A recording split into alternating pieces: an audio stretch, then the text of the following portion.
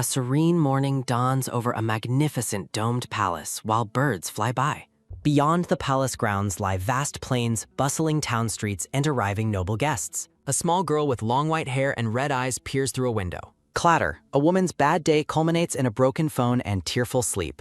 She awakens to find herself inhabiting the body of a 6-year-old child. Instead of city skyscrapers, an impossible fantasy landscape stretches out before her eyes. Panic sets in as she demands to go home while the confused maids try to soothe her. Fear and resentment take hold as she struggles to adapt to this alien world. Swoosh! The girl stares out at the bright sky, her long white hair dancing. Thump! A newfound sense of excitement makes her heart race as she walks. Swoosh! Under a bright full moon, she uses knotted bed sheets to make a daring escape. Her red eyes widen as she encounters a dark, fur-cloaked man from her favorite novel. Surrounded by blue flowers, the little girl gazes up at the man in pure awe. Melchizedek stands revealed as the bloodless tyrant and villainous boss from her favorite story. In her past life, she spent countless nights obsessing over this very web novel character. Despite his frightening reputation, she remains hopelessly devoted to her favorite dark-haired protagonist. Confronted with her fictional idol, the girl quickly realizes where her destiny lies. This ornate book reveals she is trapped inside the tragic novel, Winter Without Light. To her horror, she realizes she has been reincarnated as the doomed Saint Priscilla. She spirals into a panic about her tragic fate until a maid's shout startles her. Luciana, the personal maid, rushes over to scold the girl for her dangerous behavior. The white-haired girl attempts to disarm the stern maid with a radiant, innocent smile. Luciana remains unimpressed, crossing her arms and declaring that cuteness won't work today. The girl huffs in frustration, realizing her usual charms are failing against the resolute maid. Luciana leans in close to firmly warn her against leaning out the window again. Taking the girl's hand, the maid leads her away to prepare for a major ceremony. Elaborate floral arrangements and grand architecture welcome the young highness to the cathedral. 12 solemn elders of Gaios stand in 2 rows, awaiting the start of the proceedings. Dressed in a magnificent white gown and tiara, the young saint stands with Luciana. Elders acknowledge the tradition, requiring her to leave the church to see the world. Pope Raphael, a kindly winged man in holy vestments, stands ready to guide her. The Pope asks if she understands the gravity of the day, and she cheers excitedly. With a confident side-profile smile, the girl confirms her readiness for the coming challenge. A family portrait illustrates the custom of choosing a foster family to raise the saint. Bam! The girl is horrified to recall that the family selection process is completely random. She shudders at the memory of how the original Priscilla was abused by a cruel family. Despite the risks, the white-haired girl maintains a serene and polite expression for the public. Pope Raphael notes her excellent mood while she agrees that today is indeed a good day. Standing before the high altar, the small saint prepares for the life-altering selection process. Faceless noble families wait with bated breath to see which house will claim her. From her position at the front, the girl surveys the crowd of potential guardians.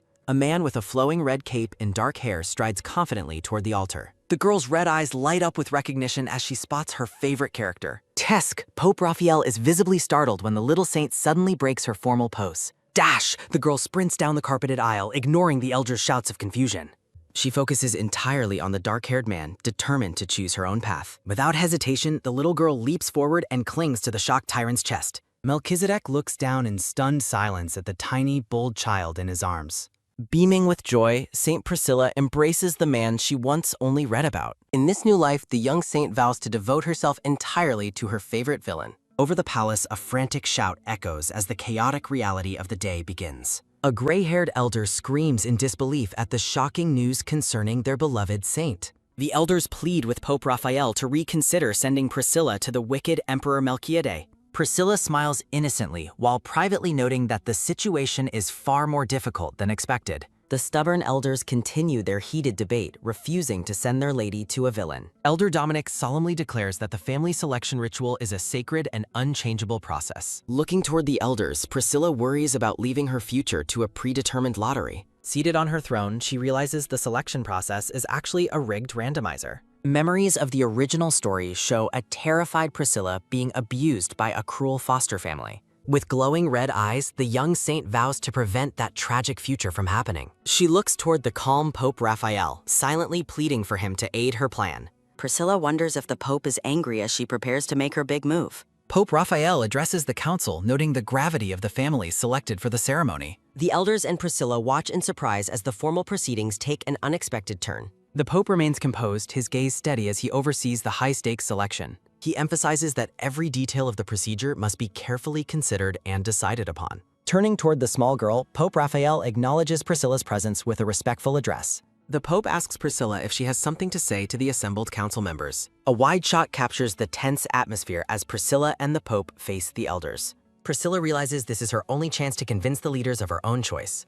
She prepares to demonstrate the legitimacy of her chosen path to the skeptical holy leaders. The 6-year-old saint clasps her hands together, beginning a performance of deep, pious prayer. A brilliant light erupts as she prays, dazzling the room with a display of divine power. She continues her radiant act, feeling the successful shift in the room's energy. Elsewhere, the dark-haired Melchiad stands in his regal uniform, radiating a powerful and cold aura. Feathers and light swirl around the majestic emperor as he stands in silent, imposing dignity. Back at the altar, the holy men watch in absolute awe of the girl's radiance. Overwhelmed by the divine display, the elders cry out to God in pure, religious fervor. Priscilla peeks one eye open and celebrates her success as the elders fall into prayer. She recalls her past life's obsession with Melchiad, justifying her bold and manipulative actions. Maintaining her prayerful pose, she focuses on the next step of her destiny. The tiny saint sits alone on the massive throne, appearing like a perfect holy icon. Melchiad crosses his arms, looking stern and unconvinced by the reports he has received.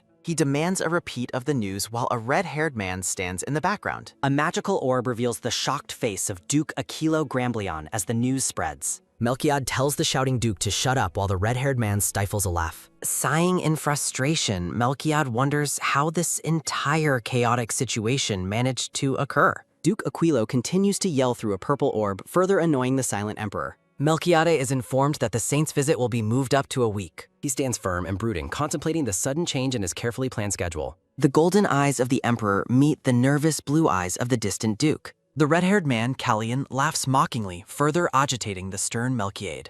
Callian teases Duke Aquilo about the strange connection between the emperor and the little saint. Melchiades' senses sharpen as a sudden presence startles the men in the room. Duke Aquilo shouts through the orb, demanding to know what happened with the saintess. Psk! A sudden knock at the door causes the men to turn in surprise. A blonde maid opens the door and announces that the young saintess has arrived. Priscilla peeks out from behind the maid's skirt, her red eyes wide with anticipation. Dash! The girl suddenly sprints forward, leaving Melchiad and the others in total shock. Priscilla leaps into Melchiade's arms and happily declares him to be her new daddy. Boom! The black-haired Melchiad looks visibly strained as a sudden shockwave pulses through the room. A heavy silence falls as Melchiade stands stiffly beside the young saint and her companions. Priscilla is secretly overwhelmed by the Dark Emperor's adorable appearance, fueling her fangirl obsession. Boom! Melchiade's cold aura intensifies as he demands to know the identity of the girl's father. Shock ripples through the room as Luciana and Callian react to the saint's bold declaration. The tiny, white-haired Priscilla gazes up at the imposing Melchiad in the vast, empty hall. Melchiade and Callian recoil in utter disbelief as the little girl makes an unexpected move. Surrounded by blooming flowers, Priscilla offers a radiant, innocent smile that brightens the grand palace. The young saint laughs with pure delight, seeking approval for her successful performance. Leaning in close, Priscilla whispers a secret to the startled emperor as he looks down. She informs the group that the elders are questioning Melchiade's qualifications to be her guardian. Radiant light surrounds Priscilla as she confidently vows to protect her new daddy from everyone. Callian mocks the emperor's new supportive daughter, earning a murderous glare from the brooding Melchiade. Priscilla watches in surprise as the red-haired Callian gives her a playful, encouraging wink. While Priscilla appreciates Callian's kindness, Melchiad remains silent, his expression unreadable and distant. Melchiade privately agrees with the Holy See's assessment while Priscilla reacts with visible confusion. Crossing his arms, Melchiad delivers a crushing blow by declaring he is unworthy of her. The emperor's golden eyes narrow as he prepares to finalize his cold and blunt rejection. Bam! A final absolute command to go back echoes through the darkness of the chamber. Priscilla and Luciana stand frozen in shock as the heavy doors slam shut between them. The blonde maid and the little saint share a look of pure, wide-eyed bewilderment. Seated alone at a table, Priscilla spirals into panic, unable to comprehend his sudden rejection. She reflects on Melchiad's unexpected bluntness as the emperor and his companions depart the hall. Priscilla huffs, feeling underappreciated as a blessing while imagining herself clinging to her favorite character. Clutching her head in frustration, she can't believe her favorite novel character is being so dense. Luciana approaches the dejected saint, beginning to explain the complex reasoning behind the emperor's behavior. The blonde mate's expression softens with concern as she shares a deeper truth with Priscilla. Priscilla looks up, her red eyes shimmering as she realizes Melchiade might actually be worried. Luciana explains that Melchiade's adamant refusal is actually rooted in his desire to protect her. As Melchiade walks away, the narrative notes his inner struggle with newfound feelings of responsibility. The brooding emperor reflects on his lifelong distaste for concepts as foreign as family and love. Priscilla ponders how to overcome this obstacle while surrounded by untouched tea and sweet treats. She imagines a chaotic scene of herself clinging to his leg to force him into understanding. A sharp knock at the door startles both the little saint and her faithful maid, Luciana. Luciana stands guard as Priscilla waits with bated breath to see who has arrived. Silence hangs in the air as the white-haired girl waits nervously for the visitor to enter. Melchiade sits alone on a cold stone throne, his arms crossed in a posture of defiance. Under a bright full moon, the black-haired man wanders through a lush, dark forest landscape. Haunted by a persistent headache, Melchiade searches for solace in the cool, fresh night air. He tries to steady his senses, fearing his haywire sensations might soon spiral out of control. Tread!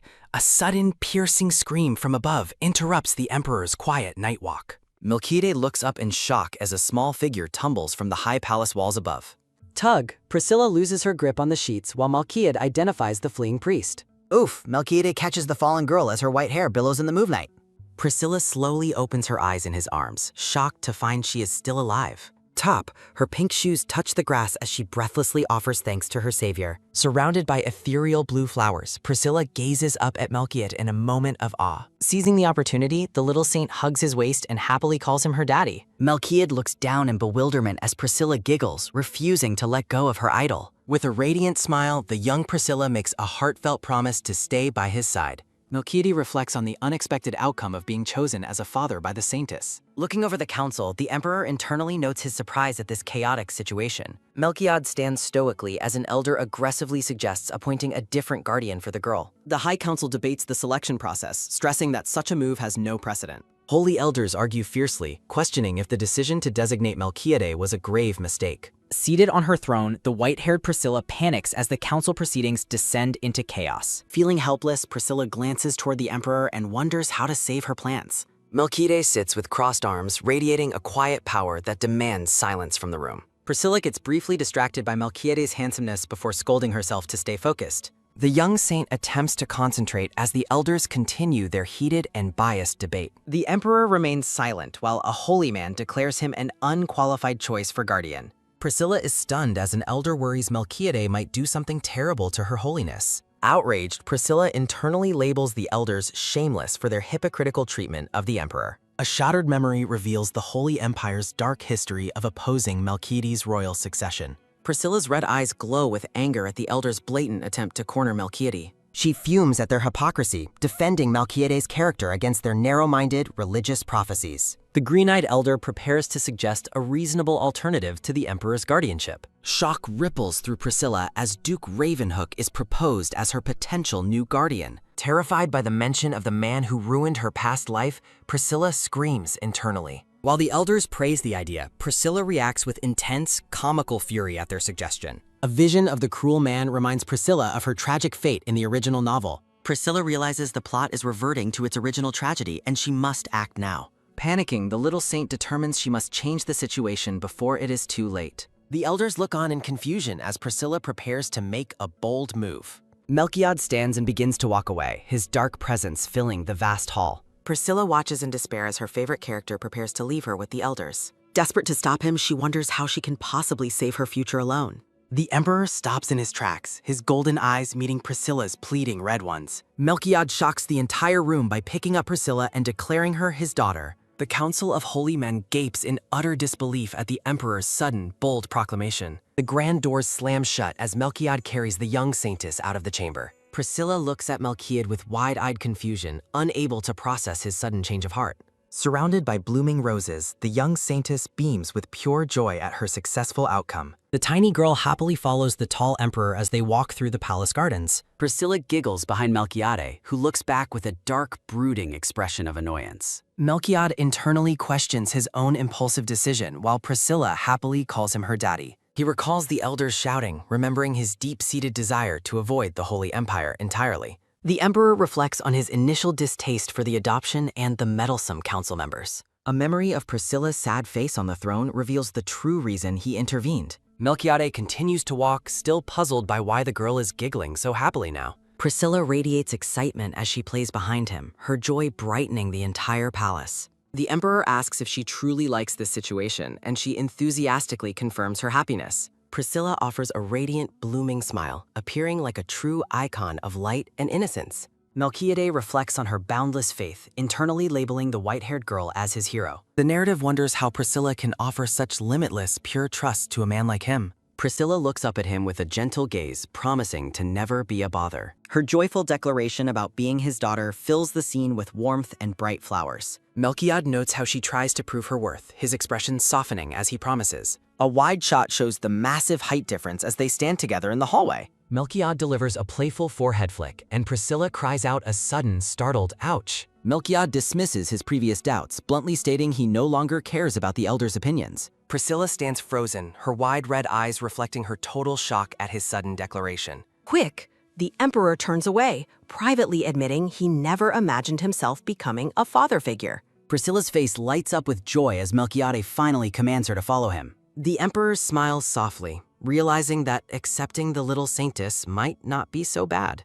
Under a brilliant sky, Luciana leads Priscilla toward the grand buildings of the Holy Knights. The blonde maid stops at the entrance, her expression serious as she identifies their destination. Doves soar over the majestic white spires of the residence of the elite Holy Knights. Commander Benjamin greets them with a formal salute, asking what brought the saintess to them. Luciana informs the commander that Priscilla is currently searching for a specific person. Surrounded by blue flowers, Priscilla beams with excitement as she prepares for her next move. A glowing vision introduces Ludwig, the legendary holy sword who rose through sheer merit alone. The narrative recalls Ludwig's tragic original fate, where he died a bloody death protecting his lady. Determined to change the past, Priscilla focuses on her goal of saving her dear knight. Priscilla's progress is suddenly halted by the arrival of a tall, dark-haired man. The man offers a cool greeting, but Priscilla reacts with visible alarm at his presence. Terrified, she recognizes the man as Duke Rebenhawk and realizes the danger he represents. Priscilla huffs with intense dislike, internally refusing to even acknowledge the villainous man.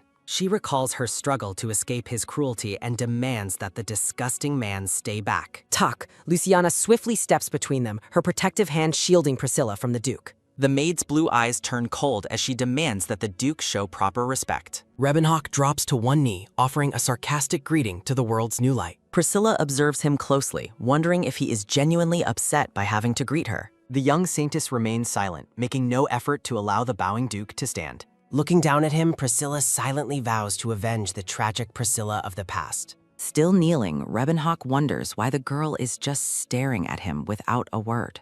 His irritation grows as he waits for her to acknowledge him and end his public humiliation. Priscilla stands her ground, radiating a newfound authority that leaves the Duke waiting in silence. Luciana breaks the tension with a polite cough, prompting Priscilla to finally respond. With a cool and distant tone, Priscilla finally grants the Duke permission to stand up. Luciana quickly apologizes for the delay, claiming the young saint is simply feeling shy today. Rebenhawk smirks, noting that she only seems to act shy when she is around him. He suggests they will soon be family, provoking a surge of comical fury from Priscilla. The girl huffs with indignation, wishing she could curse the man for his arrogant assumptions. Their confrontation is interrupted by a formal announcement addressing the princess and the Duke. Ludwig appears amidst a shower of petals, his handsome face composed and his armor shining. Priscilla's eyes sparkle with immediate delight as she finally sees her favorite noble character. Rebenhawk greets the commander with a sly smile, noting the convenience of their reading. Priscilla suspects a hidden agenda as the Duke proposes a private talk with the cavalry. The Duke directs his companion to speak with Ludwig while Priscilla watches with deep suspicion. Someone calls out to the princess, drawing her attention back to the task at hand. Priscilla and Luciana turn toward the arriving knight, the scene bathed in bright sunlight. Ludwig offers his greetings to the saint, his presence bringing a sense of calm.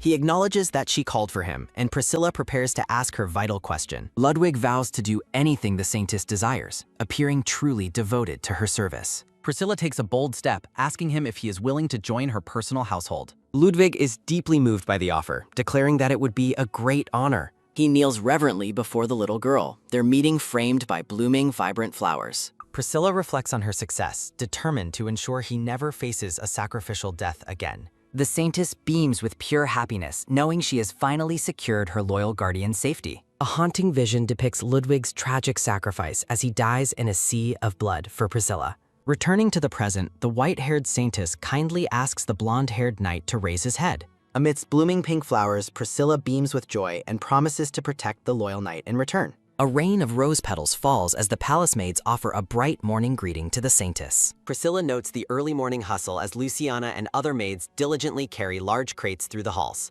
Reflecting on her impending move soon, the young girl looks ahead with a look of quiet anticipation. Talk, talk. The little girl's energetic footsteps echo through the palace as she happily skips down the corridor. Melchiades pauses as the sound of approaching footsteps alerts him to the young Saintess's playful arrival. Leaping forward with a happy cry, Priscilla hugs the Emperor tightly and affectionately calls him her dad. The girl showers him with praise while the red-haired knight and Luciana look on with sweat-dropping amusement. A comedic beat follows as Luciana gently reminds her that Dad is a title, not his actual name. Melchiad holds the little girl close, questioning if it isn't actually time for her to be at prayer. The scene is filled with warmth and rose petals as the Emperor silently gazes at the happy child. Priscilla leans in with a serious expression, informing the Emperor that she has a special favor to ask. The Saintess glows with a mysterious light as she prepares to reveal the true nature of her request. Looking up at him expectantly, Priscilla asks if the Emperor would finally give her an official name. Melchiades looks back with genuine curiosity, asking why she feels such a sudden need for a formal name. Luciana explains the tradition of the naming ritual, where names are ceremoniously posted to return to the gods. A vision of a glowing golden chalice illustrates the sacred ritual used to grant names to the Saintesses. Standing on the balcony overlooking the water, the group discusses the importance of the upcoming naming ceremony. Luciana appears hesitant as she asks if the young girl shouldn't already possess an official name of her own. Priscilla offers a radiant and innocent smile, once again calling the stoic Melchiad her father. Sa! A chill of surprise follows as Priscilla bluntly confesses that she actually doesn't have a name. The startling revelation leaves the red-haired knight and the blonde-haired maid staring in absolute frozen shock. Priscilla internally panics, realizing that her lighthearted reaction to her lack of a name might seem quite strange. She reflects on how the name Priscilla isn't official yet as she prepares to share her difficult history. A somber flashback shows a young, ragged girl standing alone in the desolate slums of Kavera. Narration reveals her tragic past as a nameless child who was sold for medicine and abandoned from birth. Her life changed at age 6 when she awakened as a saintess and regained memories of her previous life. Despite being called a saintess, she remained nameless and pitiful until she was finally adopted into the palace. Priscilla gazes into space, pondering the mysterious disappearance of the original soul that inhabited her body. Melchiades looks at the child with a serious gaze, realizing there is much he doesn't know about her. The Emperor notes that the Bios Empire has kept all records of the Saintess's background strictly confidential. Luciana watches the interaction with a soft but thoughtful expression, her eyes filled with a quiet concern. Silence falls between them as Melchiad stares intensely at the little girl, processing her strange and tragic request. With a sudden exclamation of joy, Priscilla celebrates as the Emperor finally agrees to grant her a name. Night falls over the grand palace as Melchiades sits alone in his study, contemplating the girl's future. In a heartwarming vision, Priscilla hugs the Emperor tightly and promises to cherish the name he gives her. The white-haired girl beams with pure happiness, her joy brightening the mental image of their blossoming bond. A soft huff of amusement escapes Melchiad as he privately labels the energetic girl as quite a swagger child. Melchiades reflects on the absurdity of a powerful saintess living for so long without any official name. Surrounded by glittering lights and roses, the little girl dances with delight at her successful outcome.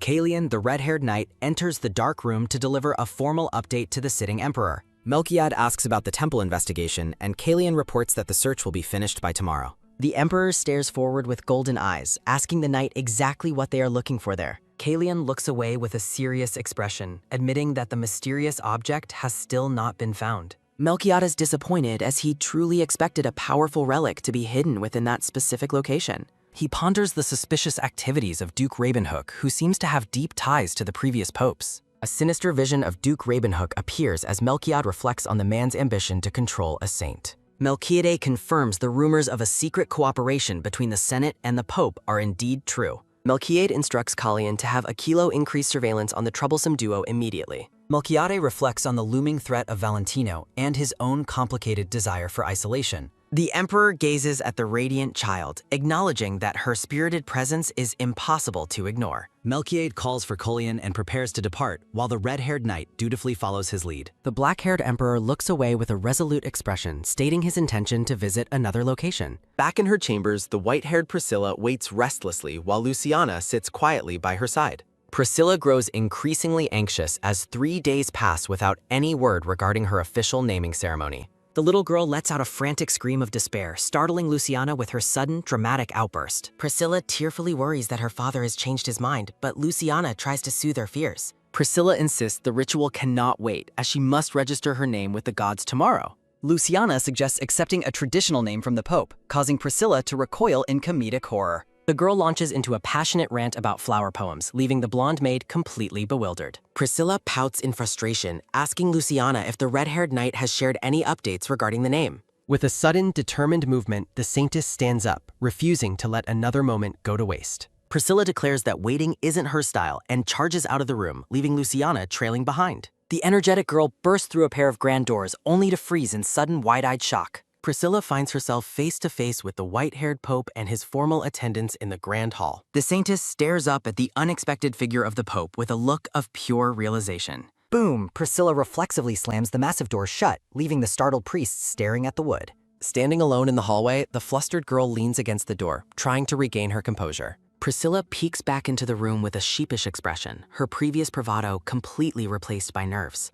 The saintess tentatively enters the room after a calm voice invites her inside to face the group. The scene shifts as the group questions why the young saintess is hesitating to perform the ritual. Priscilla quickly affirms her commitment to the ritual, while the Pope offers a warm, chuckling response. The Pope asks a crucial question about her name, causing Priscilla to freeze in wide-eyed realization. A heavy silence falls as the white-haired girl looks down, clearly lacking a chosen name to provide. The Pope informs her that remaining nameless is not an option for someone of her holy status. He explains that missing the auspicious day means she must wait until tomorrow to proceed with everything. Looking concerned, Priscilla asks what will happen if she fails to perform the naming ritual correctly. The Pope turns toward her with a gentle gaze, preparing to explain the consequences of further delay. Priscilla is horrified to learn she might be isolated for 3 months if the ritual isn't completed. Her eyes burn with a fiery intensity as she refuses to endure such a long separation from Melchiade. The Pope laughs at her dramatic reaction, encouraging her to pick a name before the day ends. Priscilla leaps to her feet with renewed energy, vowing to find her father and resolve the issue.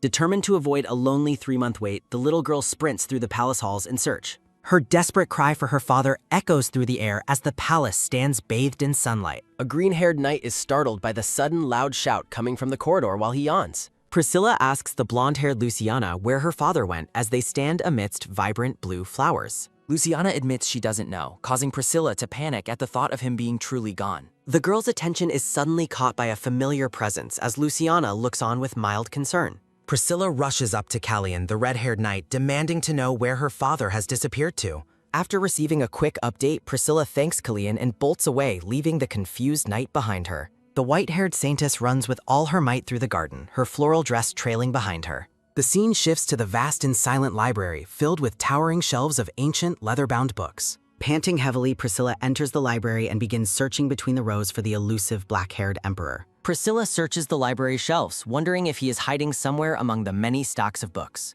The girl's eyes light up with sudden recognition as she finally spots a familiar figure across the room. Melchiade is found peacefully asleep on a cushioned couch, still clutching a purple book in his hands. Priscilla watches her father sleep in quiet awe, noting that this is the first time she's seen him resting. The little saintess swoons with delight, thinking to herself how handsome her father looks even when he's asleep. Priscilla curiously wonders what history books the black-haired emperor is reading so intently. The shelves are filled with dusty chronicles detailing the first saintess and the empire's holy history. Holding a red book, the white-haired girl suspects these records are tied to her upcoming naming. As she shifts the heavy volume, a single slip of paper flutters toward the ground. Priscilla freezes in wide-eyed surprise, watching the mysterious note descend with a soft rustling sound. She reflects on the original novel's history, where the saintess was simply known as Priscilla. The girl observes Melchiade, noting that in the original story, he never bothered to name her. Despite the shifts in their reality, she finds it fascinating that some fundamental details remain unchanged.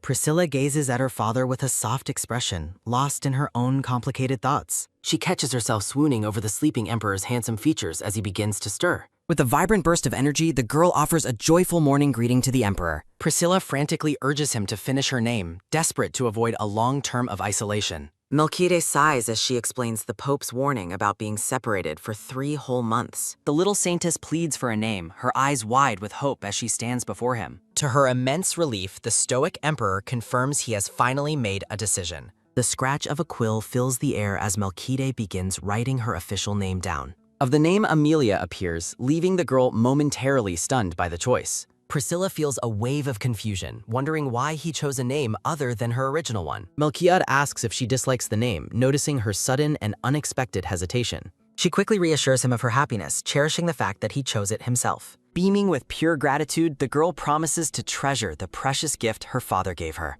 Kalian tells the blonde-haired Luciana about the Emperor's sleepless nights spent searching for the perfect name. The red-haired knight continues his teasing until a stern command from Melchiad silences him instantly. Melchiad remains annoyed while the knight insists he is only telling the heartwarming truth. Priscilla looks at the paper with a tender smile, moved by the effort her father made. She thanks Melchiade one last time, her voice filled with genuine affection for the emperor. The white-haired girl holds the name Amelia close to her heart, radiating warmth and happiness. Melchiade watches her with a complex gaze, his golden eyes reflecting a newfound sense of responsibility. Priscilla insists her father must attend the ceremony, refusing to accept any excuses for his absence. Sunlight streams through the towering stained glass windows of the grand and silent cathedral. The Pope holds a gilded holy book, preparing to begin the ancient and sacred naming ritual.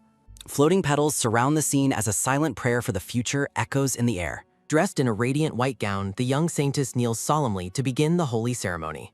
Whoosh! The name Amelia is dropped into the golden chalice, vanishing into a pillar of light. Priscilla bows her head before a massive stone monument, paying respects to those who came before. The name Amelia Priscilla is etched onto the stone, forever marking her official place in history. The girl stands before the monument, resolute in her decision to forge a brand new path. She vows to live a happy life with Melchiade without ever forgetting the original Priscilla's tragedy. A vision of the past saintess fades as the girl promises to carry her memory forever. The grand ritual concludes as the group stands before the monument in a moment of peace. A final holy blessing echoes through the cathedral as the ceremony officially comes to an end. The scene shifts outside to the palace courtyard where a grand carriage awaits their departure. Melchiade looks at the child, asking if she feels any lingering sadness about leaving the temple. Priscilla replies with a beaming smile, her excitement to return home far outweighing any sorrow. The emperor stands tall in his dark robes, looking down at the energetic girl with mild amusement.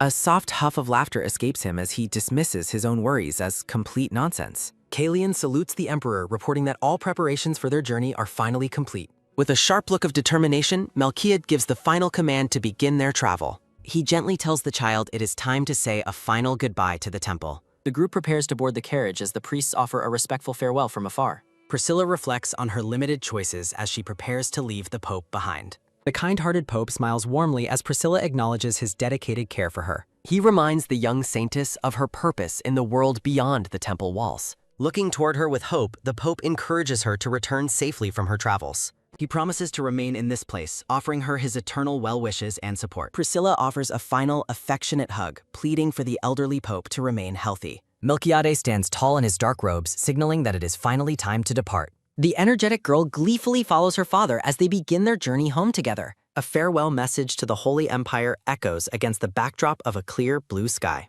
Horse hooves thunder as the royal carriage and supply wagons wind through the dense forest. Priscilla is the picture of happiness inside the carriage, surrounded by vibrant, blooming flowers. Melchiad watches the child eat, asking if the sweet macarons meet her royal standards. With a face full of joy, the girl declares they are the best she's ever tasted. The emperor watches his daughter's cheerful display in silence, his expression unreadable and calm. He notices her lingering gaze and asks if there is a particular favor she requires. Priscilla excitedly mentions a specific destination she needs to visit before they reach the palace. She clasps her hands together, explaining her desire for a blessing at a nearby church. The white-haired girl points toward the Valvalon Church, located conveniently near the imperial border. She uses her ultimate weapon, a pair of pleading, shimmering puppy dog eyes, to secure his cooperation. Melchiade is momentarily paralyzed by her cuteness, visualizing her as a helpless, big-eyed white kitten. Yielding to her charm, the emperor agrees that a short detour won't hurt their schedule. Priscilla clings to his arm in a burst of affection, celebrating her father's kindness.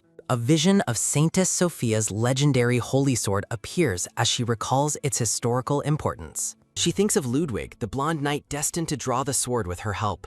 Priscilla hides her secret plans behind a cheerful facade as she continues to charm Melchiade. Melchiade looks down at her with golden eyes, seemingly seeing right through her innocent smile. Without a moment's hesitation, the girl confirms her absolute and unwavering love for her father. Priscilla gazes up at him with wide, curious eyes, waiting for his next reaction. She insists his affection for her is likely deeper than even he can possibly imagine. The young saintess sits peacefully amidst a garden of flowers, lost in her own thoughts. Priscilla playfully teases her father, calling him a bad person for doubting her listening skills. She leans in close, preparing to share a profound and secret truth about villainy. The girl logic bombs him, explaining that truly bad people never actually admit they're bad. Melchiade looks stunned by her childish wisdom while she beams with pure, radiant pride. Priscilla's internal monologue reflects on how the Emperor was once a cold villain in the novel. A dark vision of a blood-soaked Melchiade reminds her of the tragic future she must prevent. She vows to keep him from the path of darkness while he rests a hand on her. Melchiade speaks softly to his child, his voice pulling her back from her dark memories. Exhausted by the day's excitement, Priscilla falls into a deep, peaceful sleep among the flowers. A sudden, sharp sound shatters the silence as an unexpected threat emerges from the shadows.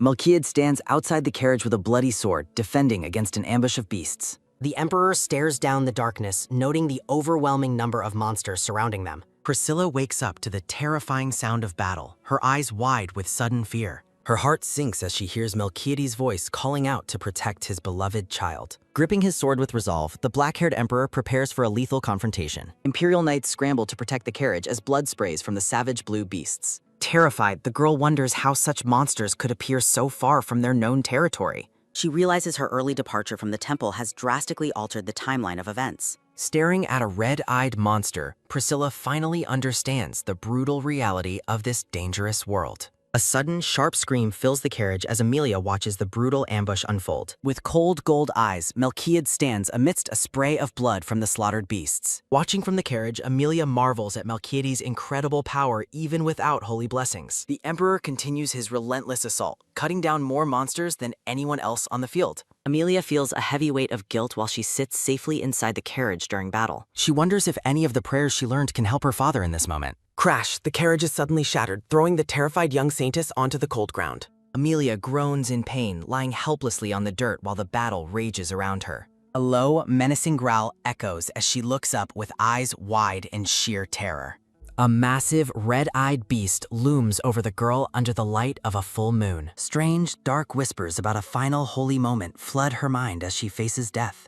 Whoosh! A brilliant pillar of light erupts as Amelia reaches out, halting the monster's strike. Surrounded by a swirling crimson aura, the girl stares forward, stunned by the mysterious power. Melchiade stands tall under the blue moon, his sword dripping with the blood of enemies. The Emperor looks toward his daughter, his voice soft as he asks if she is all right. A heavy silence falls between them as they lock eyes in the aftermath of the carnage. Kneeling on the battlefield, the stoic father prepares to comfort his shaken and trembling child. Amelia lunges forward, clinging to Melchiade in a desperate, tearful embrace following her near-death experience. The Emperor holds his daughter close as she sobs, the terrifying encounter finally coming to an end. A pair of glowing red eyes watch from the shadows, whispering a dark plea for help. Melchiade's voice rings out with urgency as he cradles the unconscious girl in his arms. A shimmering light dances in Amelia's red eye as she begins to wake from her ordeal. The blonde-haired man and Luciana look on with concern as the young saintess finally stirs. Amelia sits up in a grand bet, learning they have reached the safety of Lavalin Church.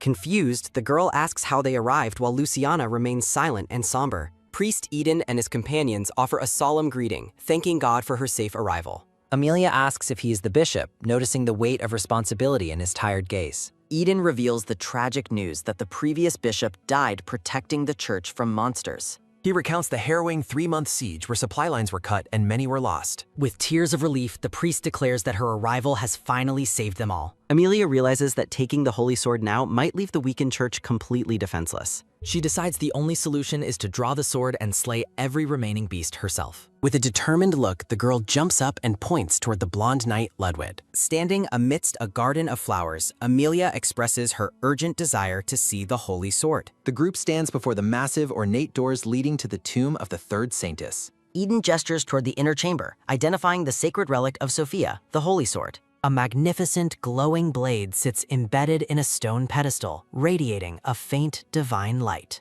Amelia gazes at the legendary weapon, knowing its historical importance for the world's survival. Visions of Saintess Sophia, the first holy knight, appear as the legend of the sword is told. The prophecy states the blade will remain in the tomb until a new master is found. As she studies the relic, the young girl senses something deeply unsettling and strange about it. She notes that the sword feels remarkably ordinary, wondering if it will change once drawn. Amelia calls out to Ludwig, her eyes bright with expectation as she faces the blonde knight. Ludwig looks bewildered, asking if she truly intends for him to try and draw the blade. The tall knight stands before the pedestal, dwarfed by the immense presence of the holy weapon. Amelia cheers enthusiastically for Ludwig, surrounding the scene with flowers and positive energy. With a firm grip, the blonde knight prepares to test his destiny against the sacred stone. Ugh! Ludwig pulls with all his might, letting out a sharp grunt of exertion. Shocked expressions fill the room as the group watches the knight struggle in complete silence. The sword remains stubbornly fixed in place, leaving the group standing in a tense and awkward stillness. Priscilla is struck by shock as the legendary sword remains unmoved by Ludwig. Despite her desperate pleas for a second attempt, the blonde knight looks utterly defeated.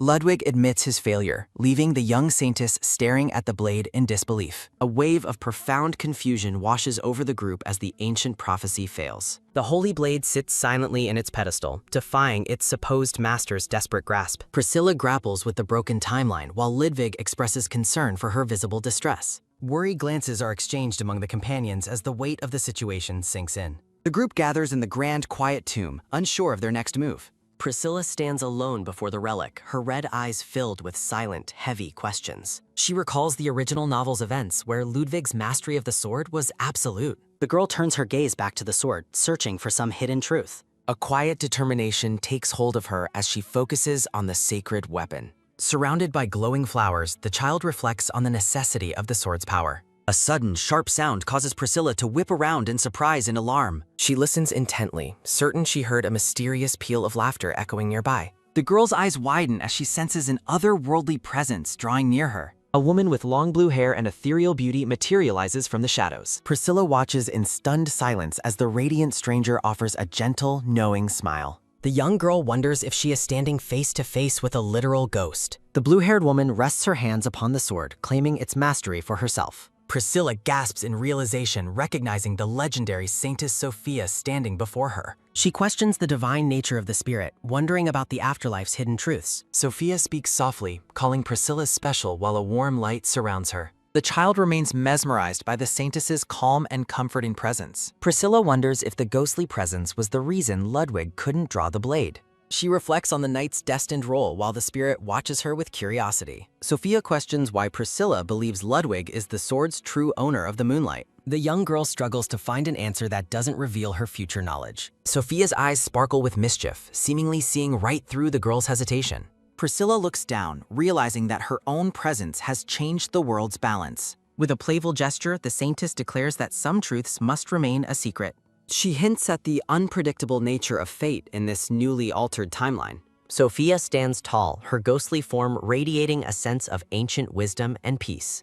Priscilla admits to herself that she only desires a simple future, not greatness. The saintess notes that even minor deviations can lead to miraculous encounters. Sophia asks the girl to name her heart's deepest and most sincere desire. A vision of Melchiade appears as Priscilla admits she only wants his happiness. She vows to bring him the peace and joy he was previously denied. The girl dreams of a future where they can simply be together forever. Priscilla confesses that the weight of her mission sometimes makes her want to weep. Sophia encourages her, suggesting that even a child's tears can shift the world's path. The blue-haired spirit looks upon the young girl with deep affection and pride. Sophia's true identity as the first holy knight is revealed in a radiant flash. Light erupts as the ghost begins to vanish, leaving Priscilla reaching out in shock. Darkness falls as Priscilla searches for her guide, finding only a glowing blue crystal. She holds the gem close, witnessing a chaotic vision of blood and battle. A full moon hangs high, casting a cold light over the unfolding tragedy. Horrified, she sees Melchiade fighting monsters alone as blood stains the dark forest. Priscilla cries out for her father as a brilliant explosion of light fills the tomb. A heavy, gasping breath sounds as Priscilla sits alone, finally holding the drawn holy sword. Shocked and breathless, Priscilla stares at the holy sword now inexplicably resting in her small hands. Her red eyes widen in pure disbelief as she realizes the legendary weapon has chosen her. Surrounded by shimmering flowers, the girl struggles to comprehend the divine weight of the relic. Priscilla wonders why she holds the sword instead of Ledwig before pushing aside her vain thoughts to focus. Clatter, the grand doors burst open as Ludwig and the blonde woman find the young saintess waiting. Standing tall, Priscilla brandishes the massive glowing blade with a look of triumphant and joyful determination. The scene shifts to the dark forest where Melchiade ruthlessly slashes through blood-soaked wolf monsters. With expert precision, the black-haired emperor cuts down the beasts in a whirlwind of steel and gore. Thud, Melchiade stands victoriously among the slaughtered remains of the enemy as the battle finally settles. He gazes down at his daughter, struck by her unexpected and powerful reaction to the carnage. Melchiade holds the trembling girl close, his heart heavy with worry for her safety and sorrow. Tisk!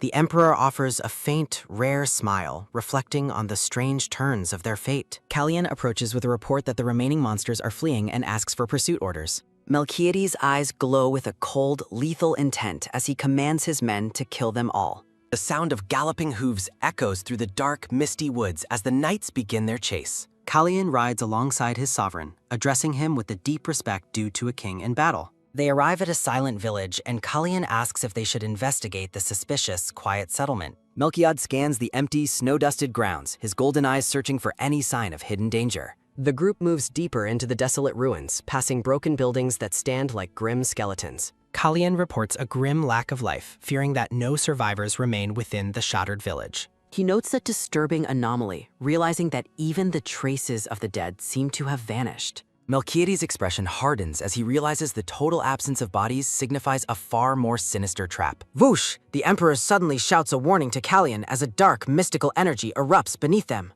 Massive shadows loom behind the red-haired knight as Melchiade desperately yells that they have been lured. Horrified, Kallian urges his majesty to flee as the trap begins to close around the Emperor. Melchiades' breath hitches as he finds himself paralyzed at the center of a brilliant violet light.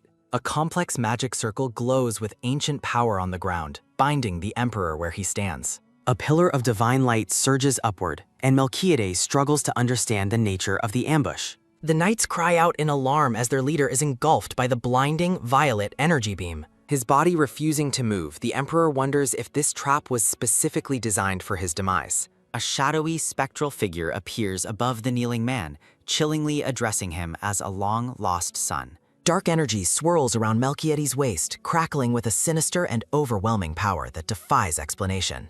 Gripping his head in agony, the Emperor endures an unbearable discomfort while darkness begins to consume him. Kallian screams for his king as Melchiade collapses under the weight of the dark, suffocating magic. Gasping for breath, the Emperor orders his loyal knight to retreat immediately and leave him behind. Kallian stares back in stunned silence, unable to process his master's desperate command to save himself. Realizing the danger, the red-haired knight finally shouts for everyone to get away from his majesty. The knights retreat in haste as Melchiade is swallowed by the terrifying purple aura of the trap. Kallian looks back with a heartbroken expression, seeing his sovereign engulfed by the swirling dark shadows. He lets out a final, desperate cry for the Emperor as the light fades into an oppressive darkness. A gargantuan, red-eyed beast materializes behind Melchiade, its massive form radiating a primordial and ancient hunger. Cracks appear on the Emperor's face as he turns back, his golden eyes burning with defiance. Boom! Melchiade unleashes a massive blue energy wave cleaving through the darkness with his legendary strength. Panting and wounded, the Emperor drops to one knee as the dark corruption continues to spread. A multi-mouthed abomination appears, leaving Melchiade unsettled by its strange and terrifyingly grotesque physical form. He determines that this is a foe he must face alone, as his knights are no match. Chains bind the massive creature as Melchiade notes the single glowing red core that must be destroyed. Hup! The Emperor leaps forward into a direct confrontation with the horrific, multi-mouthed guardian of the dark. With a steady gaze and a firm grip, he prepares his sword for one final decisive strike. Melchiade charges into the fray, his blade ready to pierce the nightmarish monster. Melchiade slashes through the darkness with a brilliant, glowing blue blade. He observes the monster, realizing it lacks a detectable center of gravity. A massive clawed hand lunges toward the Emperor as he remains on guard. Black-haired Melchida's golden eyes narrow as dark corruption marks his pale face. He somberly reflects that his death would be unmourned by anyone in existence. A vision of Priscilla's joyful smile provides a sudden, radiant contrast to the darkness. Melchiad stands defiantly before the nightmarish, multi-mouthed entity looming over him. A sharp, violent sound echoes through the pitch-black void of the battlefield. He unleashes a torrential pillar of blue energy, cleaving the creature in two. The Emperor stands firm as dark, swirling shadows begin to dissipate around him. Tendrils of black smoke vanish into the ground, leaving a trail of silence. Melchiades sees Priscilla approaching on horseback, accompanied by the blonde knight Ludwig. Through tears of relief, the young girl offers her father a heartfelt smile. Priscilla rushes forward, desperately asking if her father has sustained any injuries. She clings to Melchiades' leg, her presence acting as a warm, stabilizing force. He realizes that her touch instantly calms the dark, violent madness within him. Callian and the other knights arrive, addressing their sovereign and the young saintess. The red-haired knight exhales in relief, grateful to find his master safe. Melchiades gazes down at his daughter, quietly acknowledging her as his precious baby. He gently questions Priscilla about her reasons for coming to such a dangerous place. Priscilla tearfully explains she followed him because she was worried for his safety. The Emperor scolds her, emphasizing that the battlefield is no place for a child. He notes her constant attachment to Amelia as he continues his stern lecture. To his surprise, Priscilla shouts back, calling him an idiot for venturing out alone. Callian suppresses a laugh as the young girl continues her spirited scolding of the Emperor. Stunned, Melchiad wonders if his daughter is actually getting angry at him right now.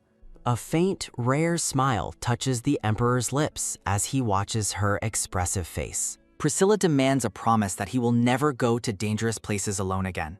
He agrees to her terms, and she looks at him with solemn red eyes. The girl reflects on the tragic visions she witnessed during the intense struggle. She recalls the bloody fate Melchiades was originally destined to face in this battle. Priscilla realizes her intervention prevented the permanent scarring mentioned in the original novel. Melchiad stands with regal poise, his handsome face remarkably preserved from any injury. He jokingly celebrates maintaining his good looks despite the chaotic and bloody encounter. Priscilla holds his hand tight, grateful she could save her father in time. The scene shifts to the towering, grand architecture of the Holy City. Priscilla and the elderly priest discuss their pending communication with the Holy See. The priest explains that transmission magic requires immense divine power to function. He smiles at Priscilla, noting that her vast power makes such magic easy. The young girl remains quiet, her mind occupied by a lingering, unsettling question. She turns to her uncle, asking for his wisdom regarding a strange occurrence. Priscilla asks if it is possible for a monster to possess the ability to talk. The priest clarifies that monsters are mindless remnants of evil and cannot speak. Priscilla realizes the significance of what she heard, though she keeps it secret. She recalls the terrifying image of the beast she encountered in the dark forest. The girl remembers the creature's red eyes and its silent plea to be saved. Troubled by this revelation, Priscilla looks away, deep in her own thoughts. The priest calls out to Amelia as the blonde woman enters the quiet balcony. Amelia stands gracefully, her gentle presence radiating a sense of calm and beauty. She asks Priscilla if she intends to meet with the mysterious figure personally. Melchiades sits upright in bed, his dark hair messy as he rests in a ruffled shirt. A subtle sound at the door draws the Emperor's attention toward the room's entrance. Priscilla peeks through the heavy wooden doors, politely asking if she may come inside. Softening his gaze, Melchiad extends a hand and warmly invites his daughter to approach. With a happy cry, the young girl runs across the room toward her father's bed. Priscilla clambers onto the bed, sitting closely beside her father with a wide, joyful smile. The silver-haired girl beams with delight, her red eyes sparkling as she looks at him. A rare, genuine warmth fills Melchiades' expression while he watches his daughter's animated face. Priscilla looks up with deep concern, asking her father if he is in any pain. Melchiad points toward his chest with a playful glint, claiming that it hurts right there. Shocked, the young girl lunges forward and grabs his hand to inspect for any injuries. She frantically considers if he has internal damage and vows that Amelie will cure him. Priscilla holds his large, pale hand between her tiny palms with intense protective focus. A radiant, golden glow of divine energy emanates from her hands as she begins her prayer. She cheers, believing her magic succeeded, and asks if the pain is finally gone. The Emperor stares at her in stunned silence, clearly moved by her earnest, innocent effort. Misinterpreting his quiet reaction, Priscilla panics and wonders what she should do next. She frets over whether her prayer or divine power was insufficient to heal him properly. Melchiades' face breaks into a soft, beautiful smile that radiates through the entire room. Priscilla is struck by the rare sight, mesmerized by her father's uncharacteristically joyful expression. The Emperor lets out a soft laugh, his hand resting gently on his daughter's head. Realizing he was teasing, Priscilla fumes and yells at him for lying about his pain. Melchiades' gaze turns thoughtful, pondering the hidden burdens that no magic can easily reach. Priscilla watches him with wide eyes, sensing a shift in the atmosphere between them. A haunting vision of a blood-soaked, scarred Melchiade flashes briefly through the girl's mind. She recalls the violent, tragic fate he was originally destined to suffer in the novel. Priscilla laments that even with her knowledge, she cannot erase the Emperor's internal suffering. She reaches up, her small hand moving toward her father's face with quiet, determined love. Melchiade asks what she is doing as he watches her reach toward his forehead. The girl declares that a mother's touch is the ultimate cure for any ailment. She gently presses her palm against his forehead, mimicking the comforting gesture she once heard of. Melchiade closes his eyes, finding unexpected solace in his daughter's simple, loving touch. A close-up highlights the contrast between the child's small fingers and the man's face. Melchiade assures her he is better now, and she looks at him with hopeful relief. He offers a peaceful smile amidst a background of blooming flowers, his heart finally calm. Priscilla is ecstatic, shocked to witness her father making such a genuinely happy expression. The Emperor asks if she is truly not afraid of him after all that happened. Priscilla tilts her head innocently, asking if she is actually supposed to be afraid. The father and daughter share a quiet, golden moment in the safety of the bedroom. Boom! Kalyan bursts into the room, loudly shouting for his majesty and startling everyone. A dark, menacing aura erupts from Melchiades as he glares at the knight for interrupting. He irritably asks what is so noisy, assuming the news must be of great importance. A mustachioed knight with graying hair kneels, introducing himself to the Emperor as Beric. Priscilla's eyes go wide with excitement as she recognizes the legendary Ice Knight, Beric. Beric stands with a massive sword, hailed as one of Melchiade's foremost trusted knights. The girl realizes she has met Kalyan and Beric, hoping to see the others soon. Priscilla expresses her excitement about the knights while the blonde Amali stands nearby in silence. Beric apologizes to the Emperor, explaining that an unexpected event delayed their arrival. He reports discovering a devastated village where a child's presence caused a significant disturbance. Priscilla is visibly struck by the news, her expression turning somber at the mention of the child. Melchiade senses a strange familiarity in the young prisoner, despite the knight's dismissive report. Priscilla recognizes the dark-haired boy standing captive between the soldiers as someone truly significant. The young boy stares forward with haunting purple eyes, his expression cold and deeply guarded. Stunned, the silver-haired girl realizes she is face-to-face with the original story's powerful protagonist. A vision of the future depicts the tragic romance between Saintess Priscilla and her father's enemy. The prisoner is revealed to be Kai Salvatore, the destined male lead of the original novel. Priscilla is struck by the realization that she has met the Emperor's future executioner too soon. She resolves to become Kai's friend now to prevent him from killing her father later. Beaming with forced cheer, Priscilla introduces herself and asks the young boy for his name. She uses the alias Amelia, hoping a friendly introduction will successfully alter their tragic future. A sudden, loud kung echoes as Priscilla trips, startling the adults in the background. The girl finds herself on the cold floor, looking up at the utterly indifferent Kais. Kais glares at the girl with a dark aura, harshly telling her to go away. The scene shifts as the heavy atmosphere of the palace hallway lingers over the encounter. An overhead view shows the children isolated in the vast hall under the knight's watchful eyes. Priscilla remains seated on the floor, momentarily stunned by the boy's blatant and chilling hostility. Despite his cold words, the young boy slowly extends his hand toward the fallen girl. Priscilla reaches back expectantly, but the tense moment is interrupted by her own rising irritation. She indignantly scolds Kais, demanding he pull her up and apologize for pushing her down. Kais mockingly questions why he should help, confirming Priscilla's suspicion that he has a bad personality. She reflects that the male lead is far more blunt and difficult than she ever imagined. Priscilla gazes at the boy, wondering how her future self could ever fall for such a brat. The girl looks up as a familiar, powerful presence approaches her from the shadows. Melchiade stands tall and imposing, questioning the cause of the commotion in the quiet hallway. The Emperor casts a sharp, menacing glare at the young boy who dared to upset his daughter. Kais glares back with surprising defiance, causing Priscilla to panic as the atmosphere turns dangerous. Desperate to avoid a deadly confrontation, Priscilla frantically urges her father to just say hello. She tries to ease the tension by suggesting his hostile attitude is just a modern greeting trend. Melchiade gently scoops his daughter up, his dark aura instantly vanishing as she assures him she is fine. The Emperor holds Priscilla close, his protective gaze never leaving her as she explains the situation. Beric approaches the Emperor to report, while Melchiade holds Priscilla and listens with a stern expression. Melchiade identifies the boy as the survivor they rescued from the village destroyed by lawless bandits. Kais looks down in somber silence, his face shadowed by the trauma of the recent massacre. The knight identifies the young boy as the only surviving witness to the village's brutal devastation. A desperate plea for help echoes through Kai's mind as he thinks of his captured brother. Kais explains that his little brother has been arrested and will likely die without immediate intervention. Priscilla is moved to tears, urgently begging her father to save the boy's only remaining family. A tragic vision shows the original fate where Kai's brother was kidnapped and cruelly murdered. Priscilla resolves to prevent this misfortune to save Kais from becoming a vengeful monster. She looks up at Melchiade with intense hope, pleading for him to help the young survivor. Melchiade questions why he should assist a boy who showed no respect to his precious daughter. Priscilla clasps her hands together, offering her father a radiant, irresistible prayer for mercy. She insists that helping the boy is the only way to ensure Melchiade's own future safety. Moved by her earnestness, the emperor finally agrees to help, much to Priscilla's joyful shock. The blonde knight, Ludbihi, pledges his very life to fulfill the young saintess's compassionate request. Priscilla thanks the knight, though she clarifies she doesn't actually need him to die for her. Qualian and the others watch the scene with amusement as the saintess charms the entire group. Priscilla continues her spirited lecture, telling her father he must do exactly as she says. She declares that her father is the best, causing a rare, satisfied smirk to touch Melchiade's lips. Kai stares up in stunned silence, clearly mesmerized by the emperor's unexpected display of kindness. Melchiade holds Priscilla protectively while confronting the cold, dark-haired boy, Kais. The emperor sternly commands the young boy to lead the way into the building.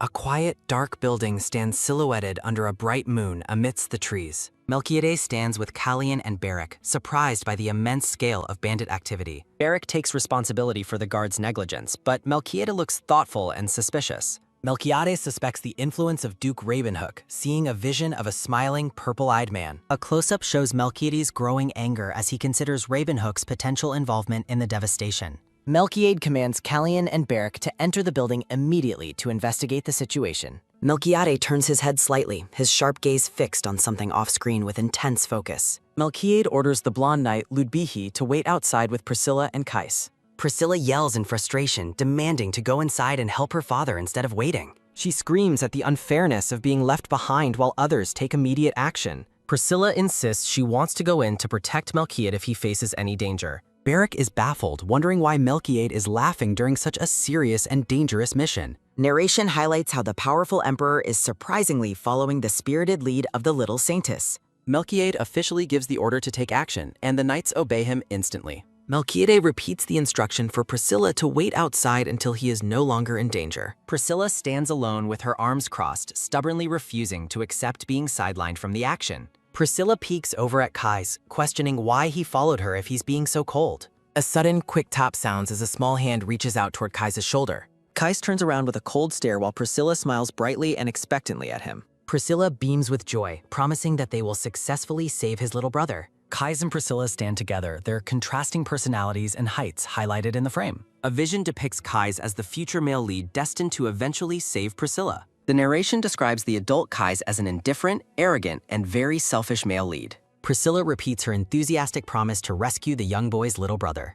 Kais harshly tells her to get away, finding her cheerful attitude impossible to handle. He turns away, declaring he will go alone and doesn't need her help at all. Priscilla and Ludbihi watch him leave, realizing he is heading the completely wrong way. Priscilla calls out to Ludbihi, who acknowledges her as the saintess and awaits her orders. Priscilla points ahead, enthusiastically suggesting they go a different way to reach their goal. A close-up shows Priscilla's pure, innocent eyes crinkling into a genuinely happy and confident smile. Footsteps echo through the dark, cold stone corridor as the search for the child begins. A young boy walks alone through the blood-splattered and ominous dungeon hallway. Kais looks back over his shoulder, his heart heavy as he thinks of those he left. He gazes at the memory of Melchiade, wondering if the Emperor's strength can save Harel. A thought bubble expresses desperate hope that maybe these powerful people can truly rescue Harel. A vision shows the young, crying Harel trapped behind bars, begging his brother to go quickly. Kais promises his little brother that he will definitely return to rescue him from captivity. He laments his current helplessness, but vows to find someone strong who can help them. The young Kais walked through the dark hallway alone, feeling abandoned by everyone he knew.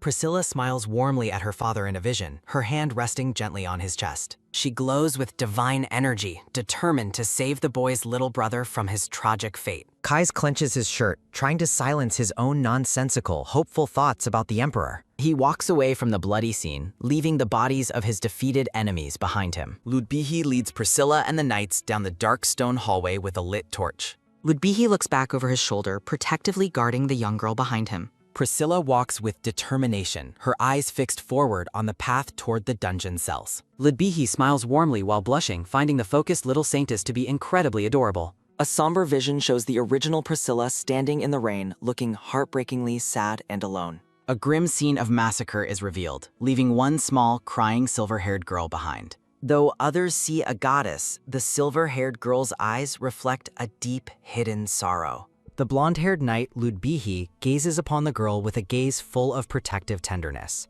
Holding a flickering torch, Ludbihi leads Priscilla through the dungeon, warning her of the dark. Priscilla offers a radiant smile, her cheer cutting through the oppressive gloom of the hallway. Ludbihi vows to himself to shield the little saintess from every danger in her life. He reflects on the immense honor of being named the sword god by her hand. With a determined heart, Ludbihi pledges his very life to fulfill Priscilla's noble mission. Their journey leads them to a heavy gate, which Priscilla excitedly identifies as their destination. A dark prison cellar looms before them, echoing with the weight of its captive's suffering. Priscilla smirks to herself, proud of her clever plan to exploit the bandits' distractions. Ludbihi stands guard as Priscilla peers into the cold iron bars of the dungeon cells. A sudden gasp escapes Ludbihi as he realizes the true horror within the prison's walls. A dark-haired prisoner looks up from the shadows, his face etched with silent, weary despair. Behind the bars, another survivor stares out with hollow eyes, trapped in a waking nightmare. Ludbihi commands his fellow knights to stand ready and protect the saintess at all costs. Priscilla observes the survivors, realizing the true nature of this place is far more sinister.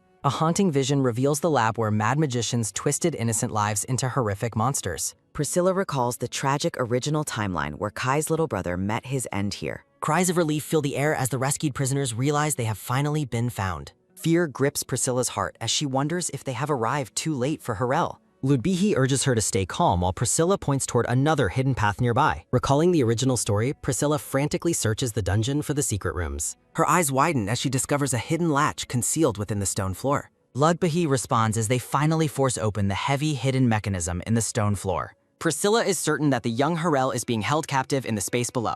She urges Ludbihi to follow her, but the knight senses a sudden, looming threat nearby. Ludbihi shouts a desperate warning for Priscilla to stop as a shadow lunges forward. Priscilla turns in shock, her breath hitching as a terrifying presence emerges from the dark. A terrifying roar echoes as a massive bear-like monster lunges out from the shadows. With a sudden, loud chwa sounding, Ludbihi slashes through the air to shield Priscilla. The monster dissipates into light, and Priscilla clings to Ludbihi's sword in the aftermath. Ludbihi checks on her, but Priscilla's focus is already drawn to the shadows ahead. She gazes into the gloom, sensing the presence of someone hidden deep within the chamber.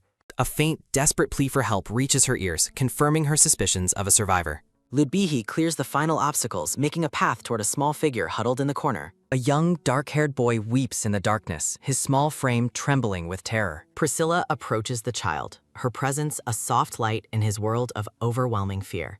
Joy fills her eyes as she realizes she has finally found the boy she sought. She recognizes the boy as Harel, Kai's little brother, just as the original story described. Harel looks up at Priscilla, wondering if an angel has truly come to save him. Priscilla resolves to become his guardian angel, determined to change his tragic fate forever. She gently asks if he is hurt, reaching out to offer her comfort and aid. Her breath hitches in a sudden gasp as she spots a dark, unsettling mark on him. Horror dawns as Priscilla realizes Harel has been poisoned by the monster's corrupting touch. A terrible fear takes hold as Priscilla envisions Harel dying in her arms once again. A vision of the future shows a broken Kais arriving too late to save his brother. The weight of the tragedy hangs over the scene as Kais grieves in the rain.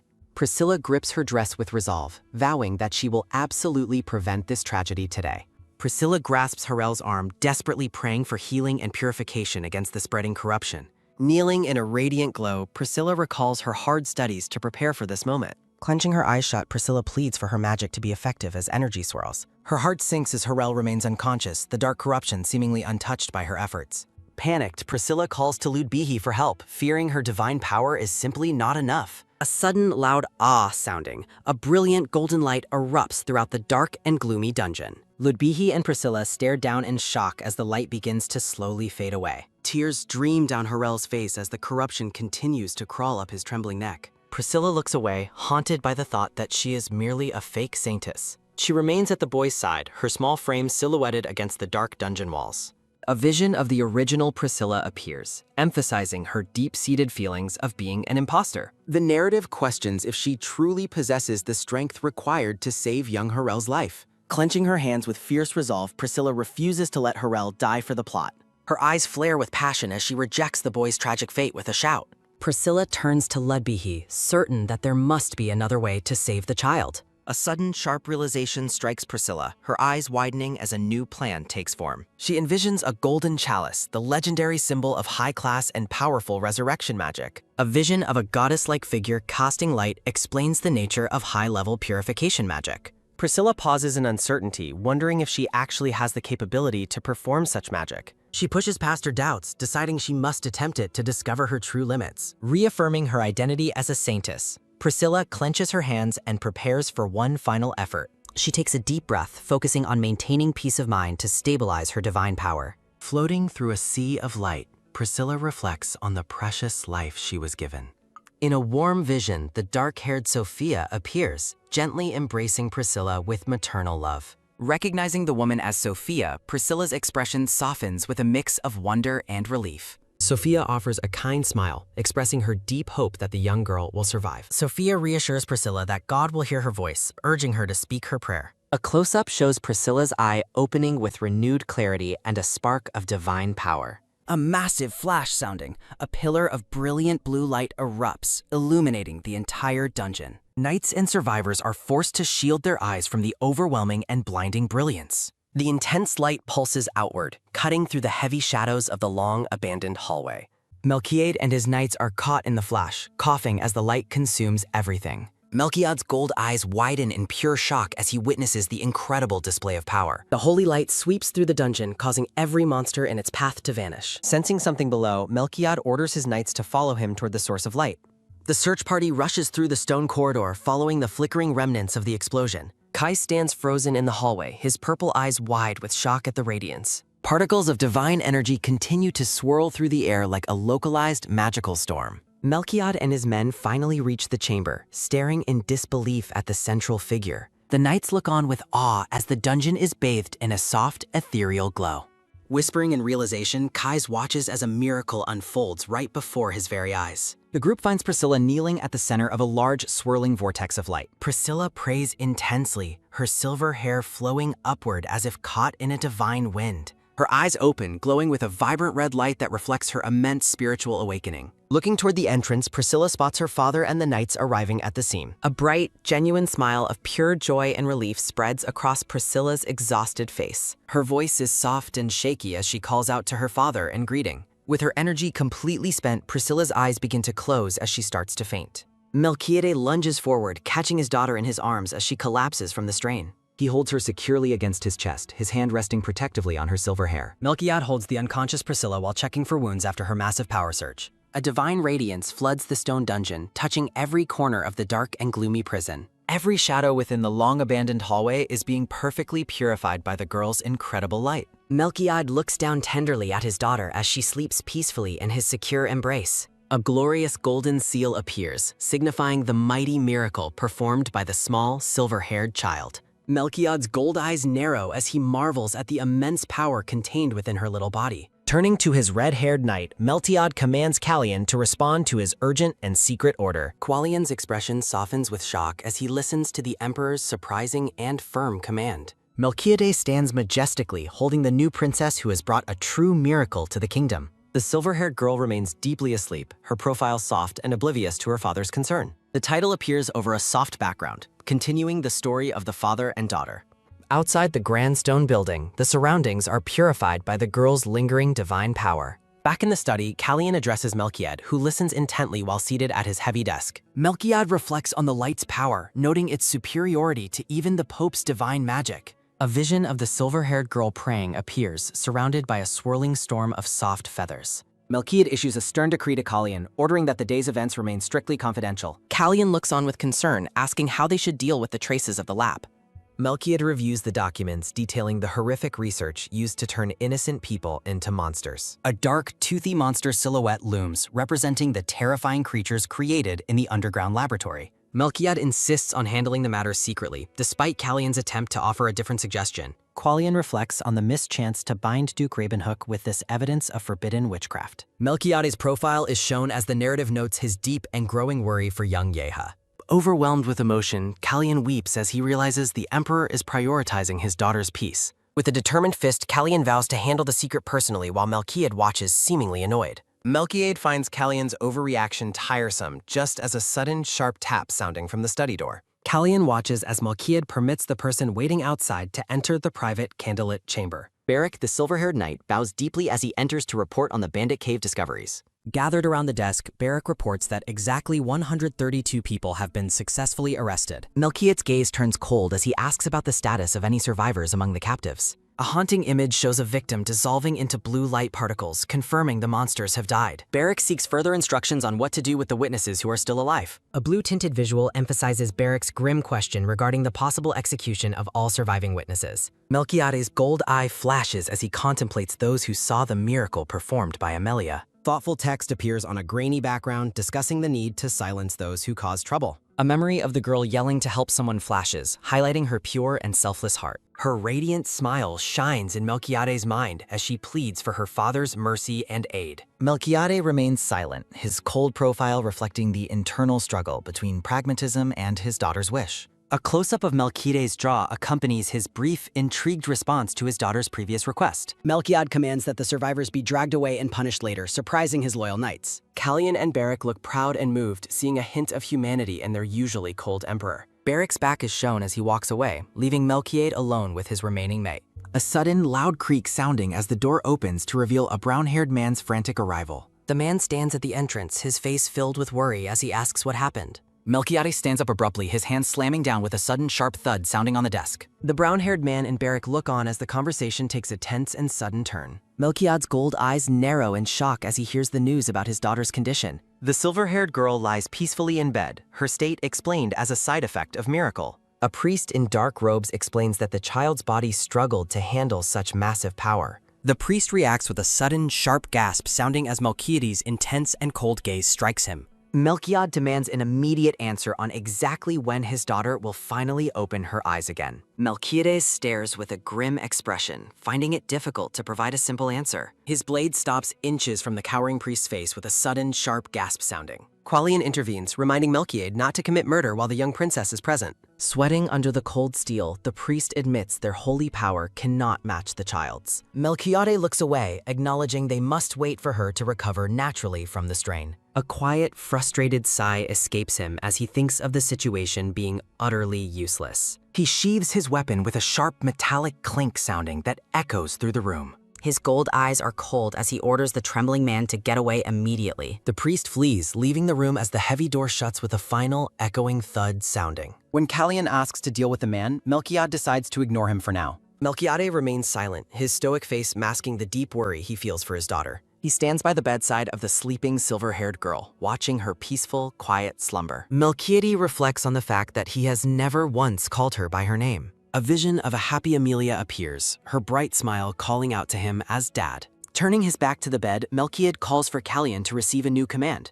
Kalyan looks on in shock as Melkiyad announces a message for the Holy Empire. He orders the news of Amelia's miracle spread, demanding they send a divine healer. Kalyan asks if revealing her power is truly safe, and Melkiyad confirms his firm decision. Dark thoughts of horrific human experiments fill the air, threatening the peace of the North. Kalyan wonders if the Emperor is truly willing to take such a massive risk for Yeha. Overwhelmed by the Emperor's devotion, Kalyan's eyes fill with tears of deep, sudden emotion. Kalyan acknowledges the order, turning to leave with a swift and determined step sounding.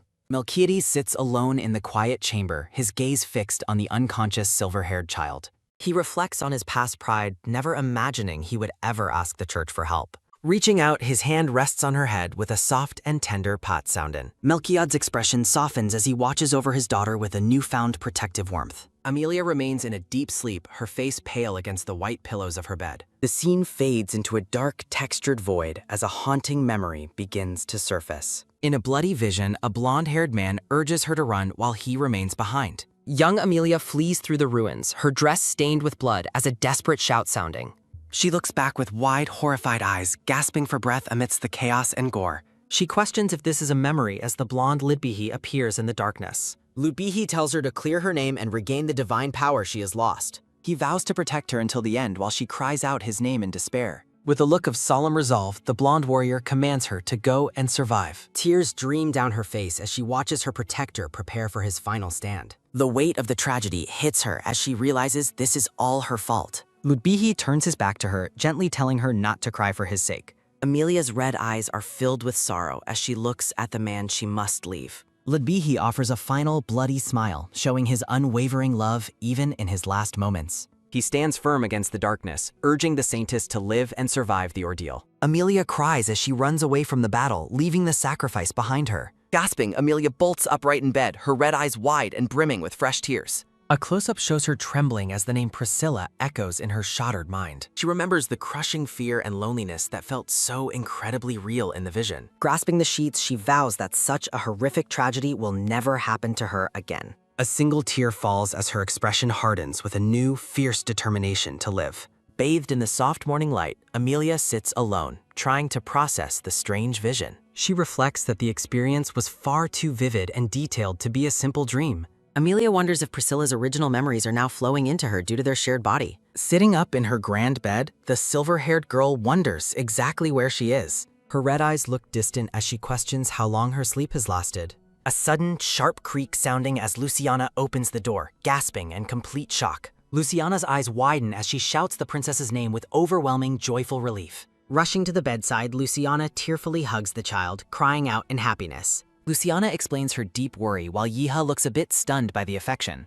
With a soft pat sounding on Luciana's back, Yiha reassures her that everything is fine. Yiha confidently insists she is healthy before asking Luciana to identify her current location. Luciana explains they are in the castle of Urigen estate near the border. Yiha realizes Saint Lavalin must have departed while she was still unconscious. A sudden, sharp gasp sounding as a memory of a wounded boy flashes behind her. Terrified by the vision of a bloody, dark-haired boy, Yiha screams for Harel. Despite Luciana's protests, Yiha bolts upright and demands to know where Harel is. Determined to save her future, Yiha insists on seeing Harel immediately despite her weakness. With a sudden heavy thud sounding, Yiha jumps out of bed and runs away. Melchiad stands with an oppressive aura, demanding an explanation for the chaos he hears. Melchiade asks where his daughter went, feeling certain that she has already woken up. Two knights apologize profusely, explaining that Yiha suddenly ran away before they could stop her. Melchiad thinks that those who beg for their lives are usually completely useless people. The terrified guards beg for forgiveness as Melchiade's dark aura fills the entire room.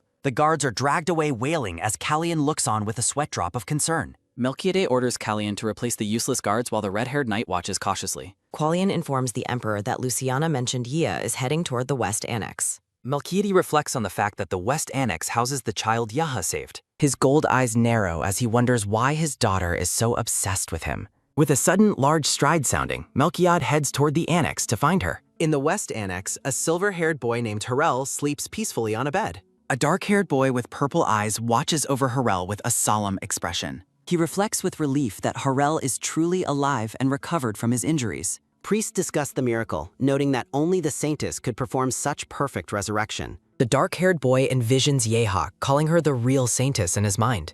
He feels a deep urge to thank her for saving Harel's life so selflessly. A sudden, loud bang sounding as Yeha bursts through the door, startling the boy. Yeha stands out of breath, looking at the dark-haired boy with wide, shocked eyes. With a sudden, quick step sounding, Yeha dashes across the room toward the bag. Reaching the bed, she calls out Harel's name while pulling back the covers frantically. A soft pat sounding as her hand touches Harel's skin to confirm he is alive. Yeha is overjoyed to see that her resuscitation magic was completely successful and effective. A close-up of her red eyes shows her immense relief and burgeoning happiness. A sudden, staggering rustle sounding as Yeha loses her balance from her sudden exhaustion. The dark-haired boy catches her, eliciting a sudden, surprised gasp sounding from the girl. He holds her firmly as she looks up, his proximity catching her completely off guard. A sudden, sharp gasp sounding as Yeha feels her tension finally melt away completely. Looking at him closely, she admires his handsome face and wonders if he's the male lead. She is mesmerized by the beautiful purple jewels shining within his intense, crystalline eyes. Yiha suddenly grabs his hands, surprising him with her unexpected and friendly physical touch. She smiles radiantly at him, leaving the boy confused by her bright and cheerful energy. The boy asks what she is doing while Yaha continues to beam at him. Laughing, Yiha tells the boy he will surely grow up to be very handsome. A sudden, soft grunt sounding as Yiha notices something else or feels a twitch. With a sudden, sharp gasp sounding, Melchiad picks up Amelia while everyone looks on in shock. Amelia breaks the silence with a bright smile, calling out to her dad. She reflects on how handsome the Emperor is, feeling a sense of overwhelming bias. Amelia's mood shifts as she wonders if Melchiad is angry at the dark-haired boy. Melchiades' gold eyes narrow, his face masked in an oppressive and stoic shadow. Kai stares back with a defiant and intense gaze, refusing to back down. A dark thought surfaces about how dissatisfaction grows the more one looks at a child. Melchiad considers erasing the children Amelia cares for, his aura turning cold and murderous. Noticing his tension, Amelia calls out to her dad with a look of pure confusion. She stammers, overwhelmed by a sudden realization as her hands tremble slightly. Amelia reaches out to touch Melchiades' face, leaving the cold emperor momentarily stunned. She calls him a genius, making the nearby boys stare in absolute silent bewilderment. Amelia praises his handsomeness, making Melchiad question her odd and cheerful choice of words.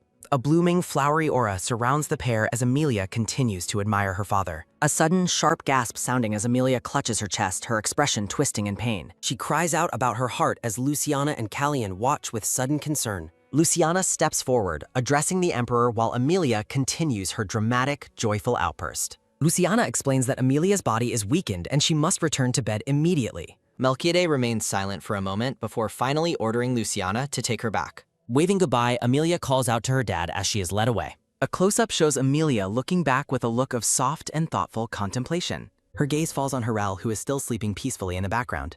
Amelia urges Luciana to take care of Harel, and the maid promises her full devotion. Kais watches the interaction, thinking that Amelia is obsessing over the other boy again. A grim realization appears, noting that Amelia cannot maintain her own health for long. A sudden, staggering rustle sounding as Amelia trips, eliciting a shocked gasp from Kais. Melchiad and Kais both react instantly, their eyes wide with sudden and sharp alarm. A tense, sparking aura forms between the Emperor and the boy as they glare. Laughing it off, Amelia insists it was just a little slip and everything is fine. With a sudden, heavy lift sounding, Melchiad picks his daughter up to carry her personally. Amelia beams at him with flowers blooming, calling him dad with pure, radiant joy. A close-up of her face shows a wide, happy smile that lights up the room. Hugging him tightly, she calls him the best dad, causing Melchiad to look surprised. Melchiade warns her not to exert herself as Amelia giggles with cheerful, lighthearted energy. Kai stands alone in the hallway, watching as the Emperor carries Amelia aware. Melchiades looks back at the boy with a cold and warningly sharp gaze. Kai stares back with purple eyes full of intense, unspoken, and solemn resolve. Melchiades decides to leave the matter of the boy alone for the time being. Back in her room, Luciana gently feeds Amelia a spoonful of restorative medicine. Luciana tells her to be good and call if she needs anything at all. Amelia remains in bed, her expression turning serious as she reflects on the situation. She thinks about the scary confrontation she witnessed between her dad and Kais earlier. Amelia notices Melchiades staring at her from across the room with a heavy gaze. A close-up reveals her worry as she wonders if her father is actually angry.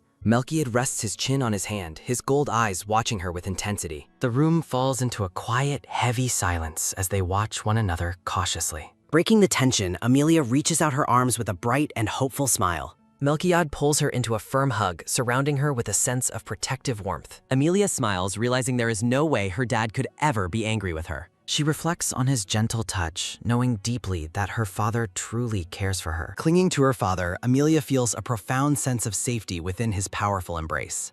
The silver-haired girl stares wide-eyed as a sudden realization dawns upon her. With a sudden, swift rustle sounding, Melchiad sets Amelia down while she continues to stammer. Amelia calls out to her father with a look of pure, unadulterated shock and joy. Radiant flowers bloom as the daughter smiles brightly, reaching out to touch her father's face. Melchiad looks down at her with a soft expression, confirming her name with quiet affection. Amelia is overcome with disbelief, her red eyes sparkling as she questions the truth. Stunned into silence, the young girl can only let out a small, breathless sound.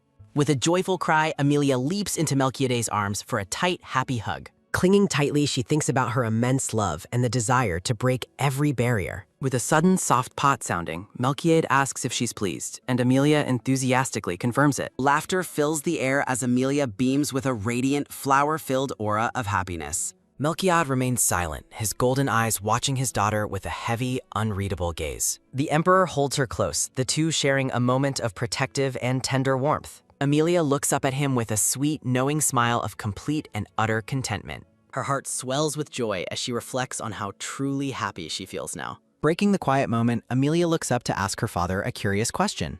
Melchiade remembers the useless guards he disposed of while Amelia mentions the door's new sentries. Amelia asks if he replaced the guards, and Melchiade simply confirms it with a nod. Her eyes widen in curiosity as she asks him the reason behind the sudden change. The Emperor hesitates, struggling to find a child-friendly explanation for his cold, decisive actions.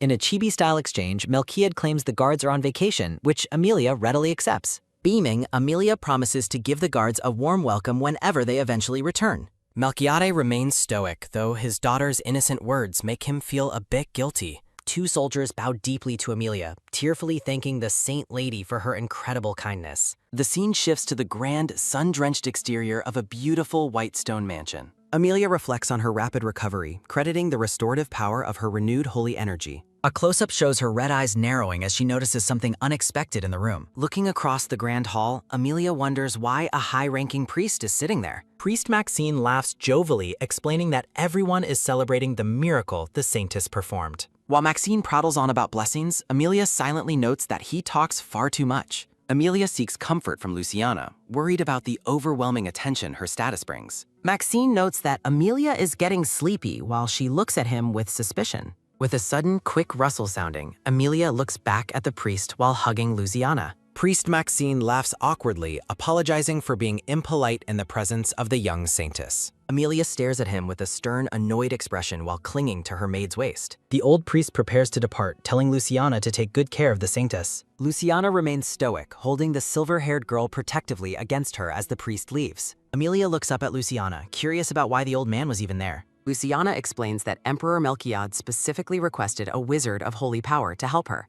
Startled by the news, Amelia envisions her father and wonders if he truly requested this. Amelia stammers in shock, asking Luciana what she should do about her father's unexpected gesture. A radiant, flowery aura surrounds Amelia as she smiles with overwhelming and adorable delight. She beams with pride, convinced that her father simply cannot live without her around. Luciana looks down at her with a sweat drop, feeling a bit sorry for the Emperor. Amelia looks ahead with determination, confidently stating that everything is going to be all right. Priest Maxine laughs heartily as Amelia wonders how long he plans on staying with them. Maxine explains she is inexperienced with holy power and demands she follows him for training. The priest complains about the rude interruptions while Luciana watches him with a stern gaze. Turning his attention to Callian, the priest asks if the red-haired man is the high-profile commander.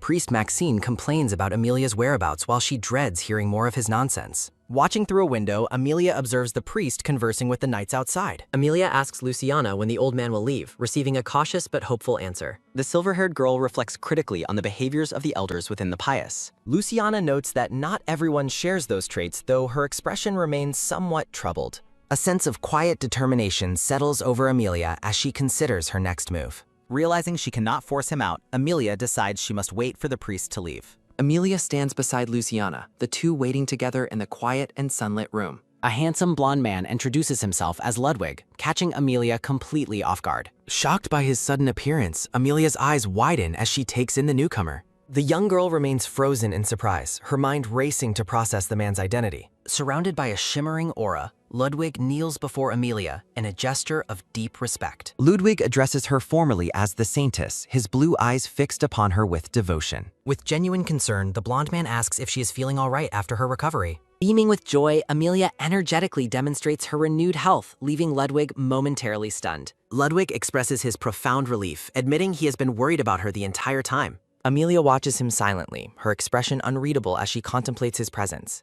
Memories of a blood-stained Ludwig from her past life make him feel unfamiliar to her now. A haunting image of the past reveals a darker and more dangerous side to the man. Shaking off the grim memory, Amelia finds him more like a big and loyal puppy now. Ludwig confirms he has returned with the item Amelia requested, signaling the start of their secret. Amelia carefully accepts a glowing purple orb, thanking Ludwig as she notes its surprising lightness. Ludwig confirms he brought the stone discreetly as ordered, kneeling once more before his saintess. A look of pure fascination crosses Amelia's face as she gazes into the swirling magical energy. Ludwig asks a question while Luciana watches the exchange from the background with growing alarm. Amelia reflects on the core stone's history as a stolen source of immense magical power. Convinced of its future utility, Amelia decides to keep the powerful relic hidden for now. Noticing their curiosity, Amelia stammers through an explanation while Ludwig and Luciana watch her closely. Surrounding herself with flowers, Amelia joyfully plans to utilize her saintly cheat key for help. Ludwig acknowledges her authority as the Saintess, his gaze remaining steady and supportive.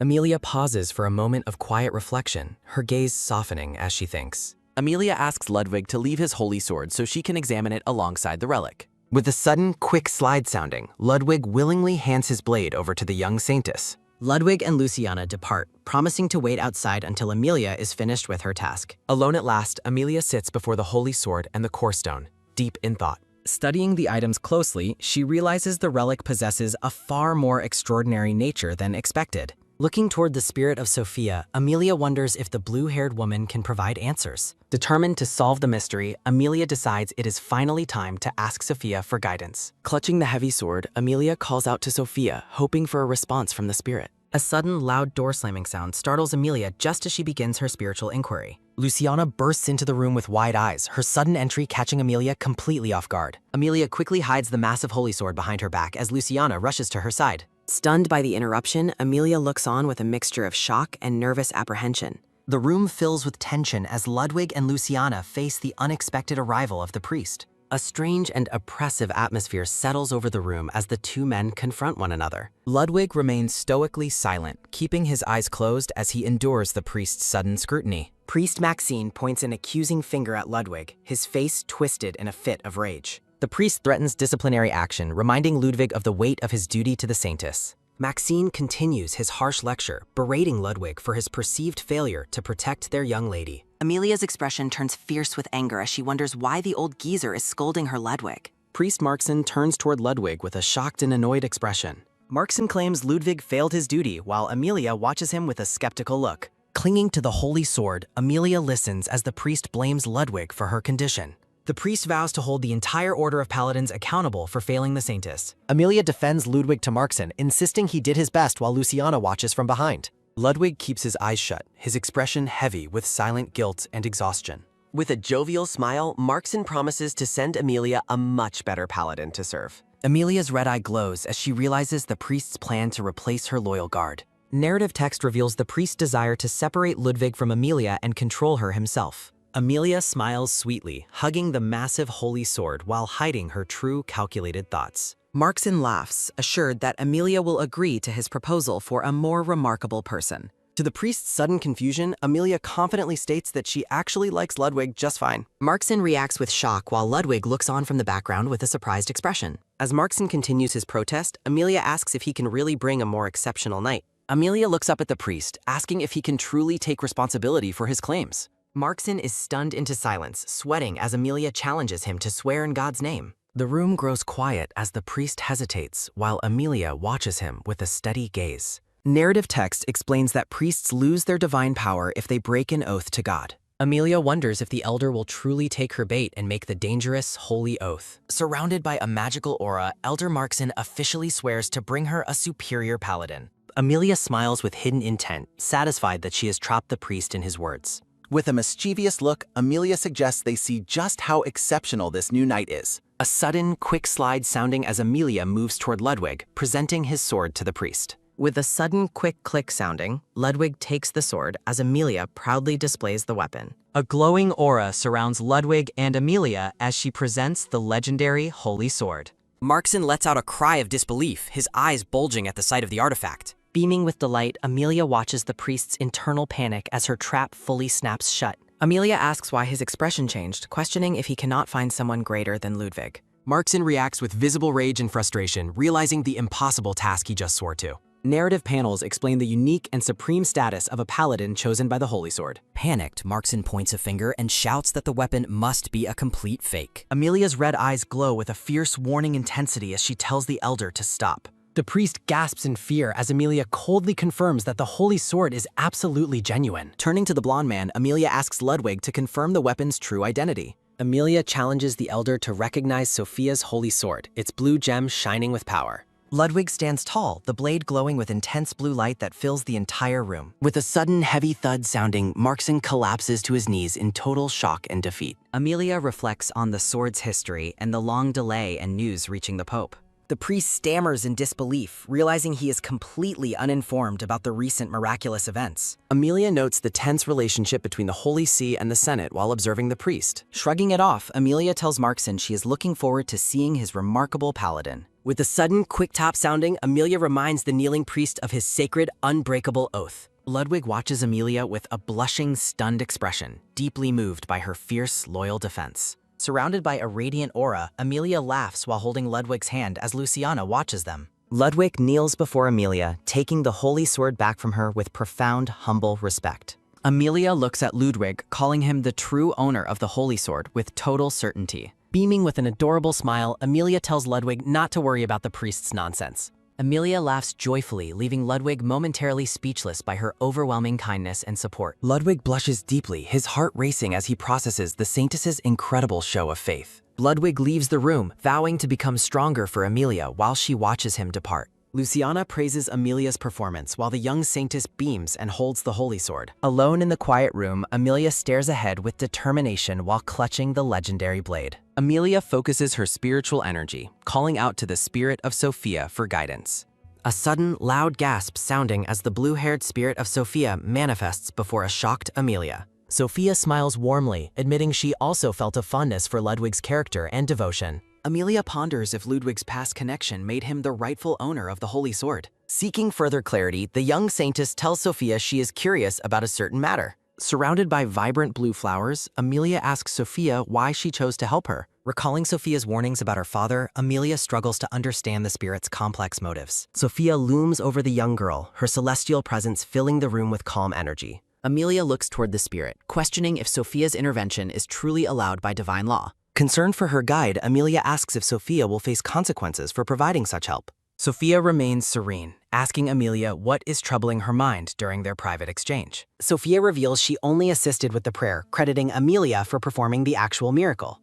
Stunned by the revelation, Amelia's eyes widen as she repeats the spirit's words in disbelief. Sophia watches Amelia with a gentle, knowing gaze, her blue eyes shimmering with ancient wisdom. The spirit explains she hasn't fulfilled her mission and wants Amelia to fulfill her own. Amelia stands before the towering spirit, looking up through the veil of Sophia's long hair. A wave of sympathy washes over Amelia as she realizes how lonely Sophia must have been. Moved by the spirit's isolation, Amelia pulls the Holy Sword into a comforting, tight embrace. With a blush of sincerity, Amelia promises to talk more with Sophia from this point forward. Sophia looks down at the young girl with a soft expression of maternal affection and grace. The blue-haired spirit remains focused on Amelia, her presence radiating a protective and holy aura. Amelia looks down at the artifact, her thoughts returning to the mystery of its selection process. Amelia asks Sophia why she believes the powerful Holy Sword chose a child like her. Sophia smiles enigmatically, her eyes twinkling as she listens to the Saintess's humble query. Amelia waits patiently for an answer, her profile illuminated by the soft light of the room.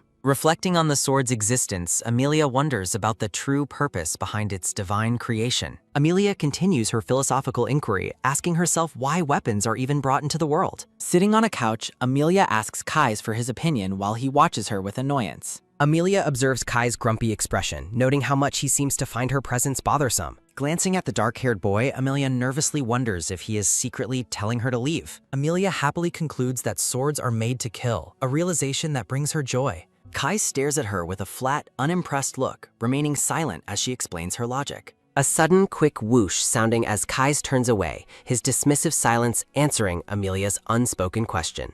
Overjoyed by the response, Amelia celebrates the fact that she can finally communicate with Kais. Amelia lunges forward to hug Kais, shouting that he is finally opening his heart to her. Kais tells her to get off while Amelia feels a surge of hope for their friendship. Amelia imagines a happy life for her father, Harel, free from her past life's tragedy. Chibi Amelia enthusiastically vows to work hard for anything the grumpy Kais asks of her. The young girl clings to Kais despite his protests, refusing to let go of her friend. Amelia is startled when someone calls out her title, catching her mid-hug with the boar. Luciana stands at the door with a shocked expression, witnessing the children's chaotic and close interaction. A sudden quick thud sounding as Kais bolts from the room, leaving a shouting Amelia behind. Rubbing her hands, Amelia laments Kais' speed and wonders if he truly disliked her embrace. Amelia's attention is suddenly seized by a strange sensation coming from the holy sword. The young saintess looks down in surprise as the blade begins to glow with blue light. Amelia reaches out to touch the artifact, sensing an overwhelming feeling of sadness from it. With deep concern, Amelia asks the holy sword if it is all right and why it is crying. Amelia stares at the shimmering blade, realizing the legendary weapon possesses its own deep emotions. Harel watches over Amelia while she realizes the true purpose of the legendary holy sword. The black-haired emperor looks on with a silent, heavy heart. Amelia finally understands that the weapon was forged for a very specific protective reason. Narrative panels explain that the sword exists solely to protect those precious to its master. Amelia reflects on how deep devotion made Ludwig and herself the sword's rightful owners. Clutching the blue artifact, Amelia sits in the garden, lost in her profound realization. With a gentle smile, Amelia thanks the spirit within the sword for its guidance. The saintess asks the glowing blade to continue guarding her path in the days ahead. The scene shifts to the magnificent interior of the temple's grand, vaulted halls. Two priests discuss the saintess's progress, noting that she is currently recovering quite well. Elder Markson looks troubled, realizing Amelia's rapid recovery interferes with his secret plans. The priest worries that her health will lead to her immediate departure for the north. To the hooded man's shock, Markson asks if there is a way to sabotage her recovery. Markson pressures the subordinate, using the upcoming promotional exam as a tool for manipulation. The gray-haired elder stares intensely at the younger priest, demanding full cooperation with his scheme. Sweating under the pressure, the hooded man reluctantly yields to the elder's dark request. Markson dismisses the subordinate after receiving a promise that he will do his absolute best. Left alone, the elder reflects on Amelia's unsettling nature and her lack of ordinary innocence. Markson recalls the terrifying moment Amelia's red eyes glowed with an authoritative, warning intensity. Markson compares the saintess's intimidating presence to the cold, golden gaze of Emperor Melchiade. Anxiety consumes the priest as he contemplates the consequences of breaking his sacred oath to God. A sudden, quick gulp sounding as Markson struggles with his growing fear of losing divine power. Hardening his heart, the elder decides he must eliminate Ludwig to regain control of the situation. Markson activates a magical communication orb, calling out to a mysterious and shadowy contact. The elder complains about the tight security while the silhouette in the orb listens intently. The dark figure commands Markson to retrieve the scientist by any means necessary. Stunned by the ruthlessness of the order, the priest stands frozen in the dim light. With a sudden, quick snicker sounding, Markson embraces the malicious plan with a wicked grin. Darkness swirls around the elder's vow to fulfill his task, no matter the cost. Sunlight bathes the palace exterior as a new day begins following the secret meeting. Luciana comforts Amelia in bed, noting her steady but curiously slow return to health. Amelia sighs with worry, her thoughts consumed by her father's own ongoing recovery. A sudden quick boom sounding as a frantic shouting voice interrupts the quiet morning. A sudden quick bang sounding as Caliant bursts in, panicked about a terrible royal emergency. A sudden quick patter sounding as the group rushes through the halls toward the Emperor. Amelia's eyes widen in shock as she wonders what could have possibly gone wrong. The girl arrives to find Markson aggressively accusing Harel of neglect and unworthiness. Amelia feels a surge of frustration, seeing the elder repeat his petty, antagonistic behavior. Realizing the danger, the young saintess knows she must intervene before her father loses patience. Markson continues his tirade, shouting that the Emperor's weak faith makes him an unfit father. The elder declares he will take the girl to the Bios Empire as a punishment. Amelia's red eyes narrow as she realizes this confrontation was a calculated part of his plan. The girl watches Harel as he stoically endures the insults while clutching his sheathed sword. A sudden quick creak sounding as Harel's hand tightens on the hilt in suppressed fury. Calian warns Amelia of the impending violence while she tries to keep everyone calm. Amelia reflects on the catastrophic consequences of a direct clash between her father and the church. A sudden quick tap sounding as the young girl steps forward to confront the priest. Amelia interrupts the argument, asking if the elder is now attempting to scold her father. Markson maintains his arrogant stance, claiming the Emperor has failed to protect the saintess. Amelia acknowledges she understands Elder Markson's perspective regarding her father's severe recovery period. Markson looks surprised as Amelia cheerfully declares that his concerns no longer matter. Surrounded by vibrant yellow flowers, Amelia joyfully states that her father is bound to make mistakes. Markson shouts in protest while Harel, Luciana, and Callian watch the Saintess defend the Emperor. Firmly taking her father's side, Amelia insists Harel is doing his absolute best for her. Markson dismisses her as too young, prompting Amelia to ask if he's underestimating her age. Stuttering in visible panic, the flustered priest fails to find an answer to the girl's inquiry.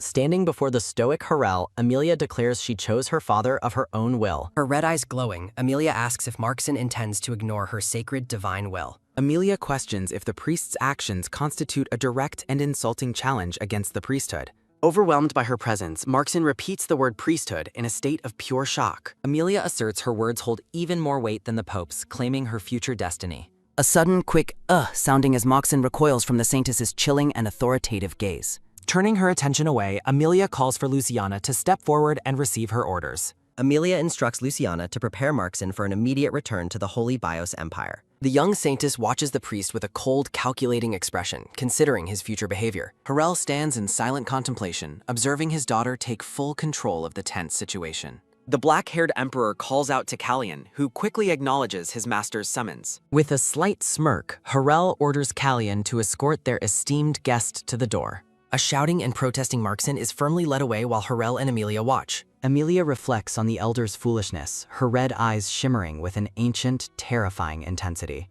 The group walks away from the scene, Amelia satisfied that she protected the father she saved. Harel down at Amelia, inwardly concluding that the annoying incident has finally reached a resolution. Suddenly joyful again, Amelia looks up and asks her father if she did a good job. Caught off guard by the child's cheerful transition, Harel looks at her with wide-eyed surprise. A sudden, quick gasp sounding as Harel praises Amelia, leaving the young Saintess glowing with happiness. Harel reaches out a hand toward his daughter, the background filling with soft, ethereal light. Beaming with joy, Amelia reaches back to accept her father's rare gesture of affection.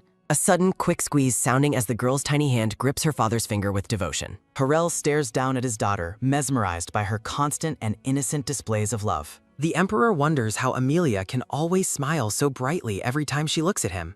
Looking up with shimmering red eyes, Amelia maintains her hold on Harel's hand with pure sincerity. Deep in thought, Harel stares at the child, questioning his own place in her life. Memories of Amelia's fierce defense against Markson echo in the Emperor's mind as he watches her. Harel recalls Amelia's unwavering declaration that she chose him as her father through her own will. Holding her hand firmly, Harel looks away, lost in the complexity of their unique relationship. The pair stands together in the grand hall, their bond solidified by the day's intense conflict. Amelia looks up at her tall father, her expression filled with curiosity and quiet expectation. Harel looks down at the top of her head, still struggling with his internal emotional turmoil. Surrounded by golden flowers, Amelia joyfully declares her devotion exists because of who he is. Oppressive shadows swirl as Harel doubts his capability to ever be a good father to her. Amelia breaks the heavy silence by asking her father if he remembers their very first meeting. Harel recalls the chaotic first encounter when the young girl was hanging out of a window. A full-page flashback reveals the dramatic moment Harel caught the falling Amelia in his arms. Amelia reflects on her luck in surviving and eventually becoming the Empire's sacred and chosen Saintess.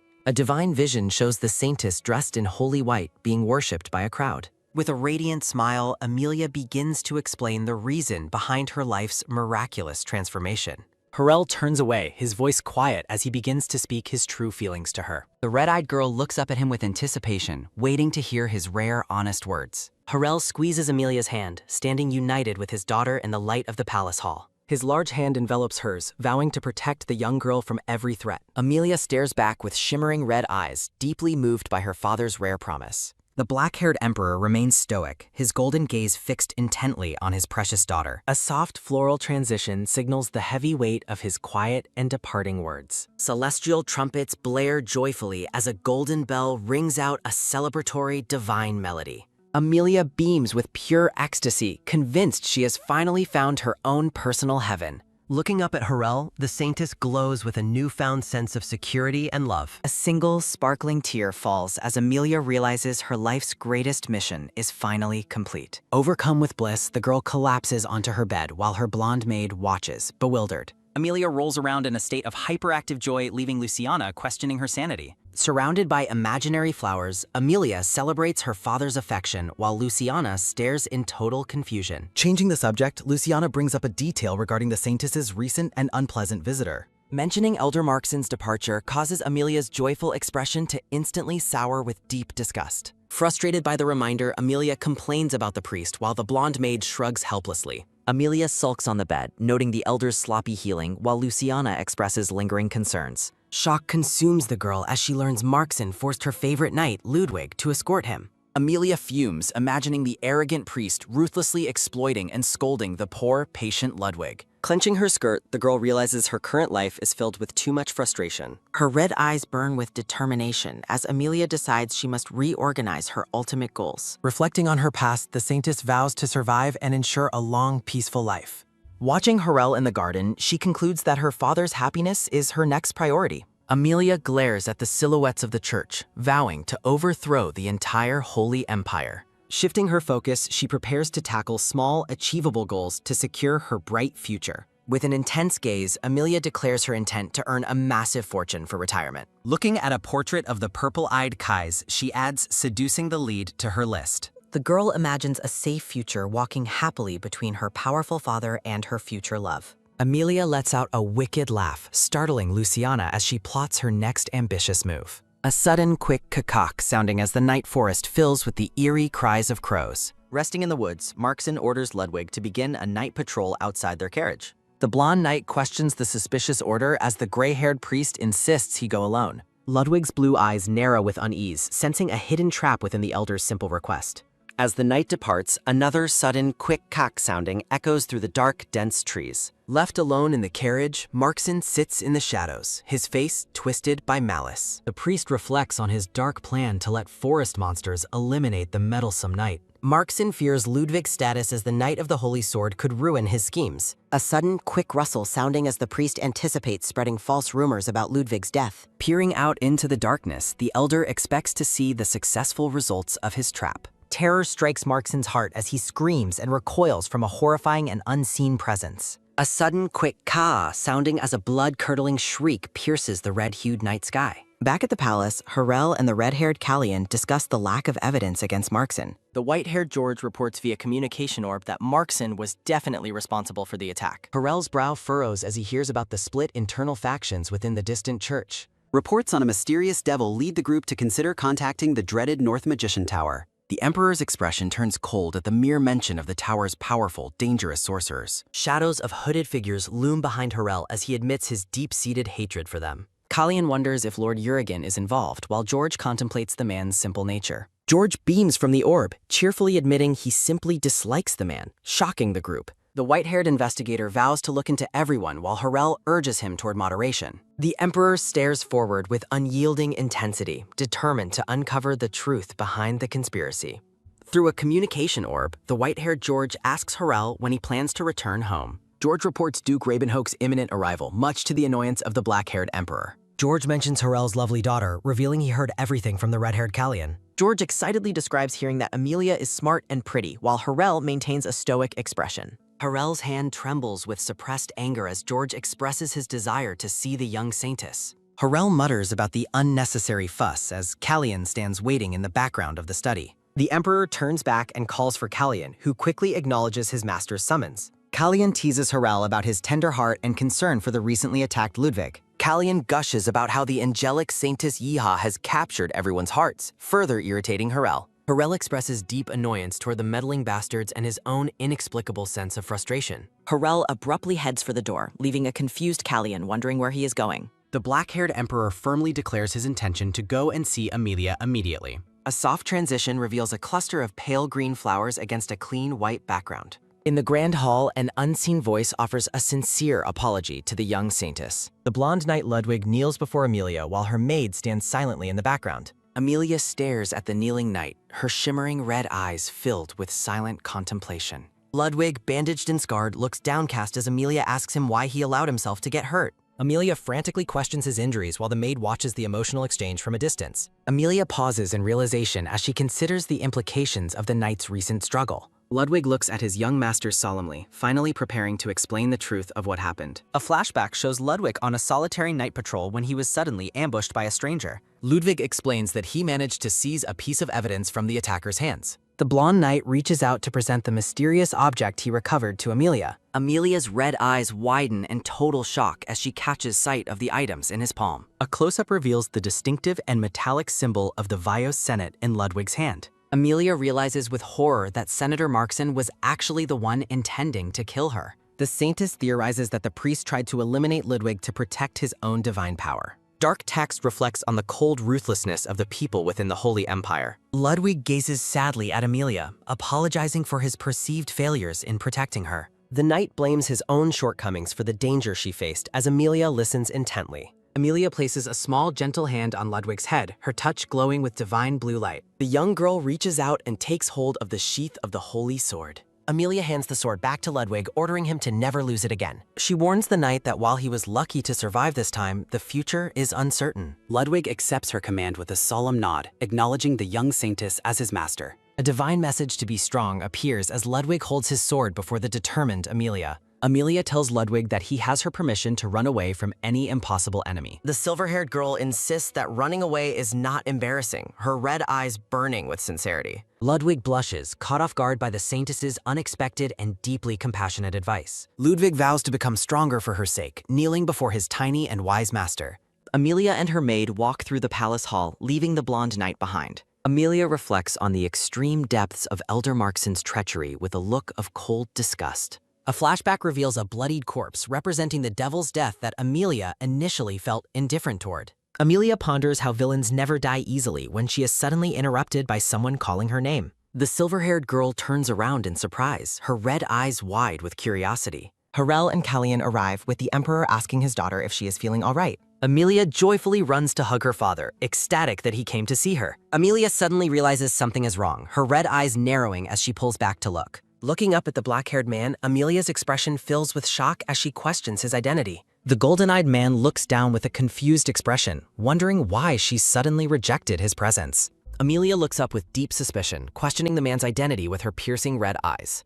Chibi Amelia tries to convince herself her father couldn't have committed such an act. The scene shifts to a grand mansion where the purple-eyed Kais receives a sudden greeting. Amelia beams with joy at the dark-haired boy while her blonde maid watches nearby. The young Saintess asks if Kais has eaten, but he remains stubbornly silent and stoic. Amelia suggests a walk in the nice weather, receiving only silence from the sullen boy. Frustrated, Amelia complains about his icy attitude while secretly plotting how to eventually seduce him. Close-up on Amelia's red eyes as she reflects on the tragedy behind the boy's coldness. Kais keeps a lonely, dedicated vigil over the sleeping, white-haired Harel in a large bed. Watching from the doorway, Amelia feels a wave of pity for the boy's visible sadness. Amelia asks Luciana about the medical staff as she prepares to check on her patients. The Saintess worries about Kais's health, noting he hasn't eaten while watching over Harel. Tax bubbles reveal Amelia's internal observations about the boy's refusal to leave Harel's side. Determined to intervene, Amelia fears Kais will collapse before his friend even wakes up. A sudden, quick pat sounding as Amelia stomps forward and grabs the boy's arm firmly. Startling Kais, the silver-haired girl commands him to go eat immediately for his own sake. Amelia scolds him for neglecting himself, her red eyes burning with bossy but sincere concern.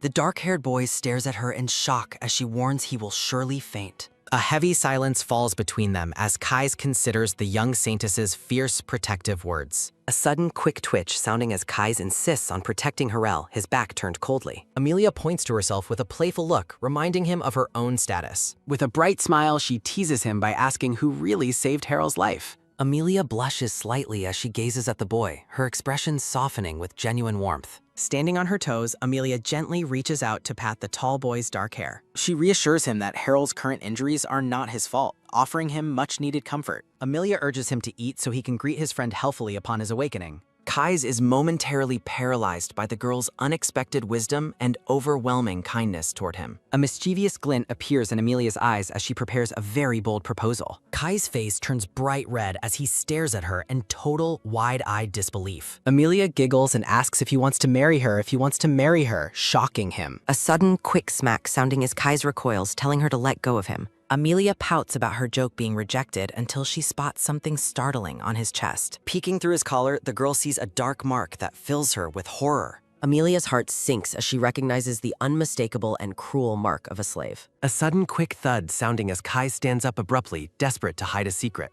The boy walks away with a cold, "Oh my God," escaping Amelia's trembling lips. Before leaving, Kai softly asks the girl to watch over Harel in his place. Amelia promises to return, her face illuminated by a warm, determined glow of divine purpose. Luciana approaches the bedside where Amelia sits quietly watching the still sleeping white-haired boy. The blonde maid answers a question with a simple, respectful nod as the room stays quiet. Amelia looks back with a curious expression, her red eyes catching the soft evening light.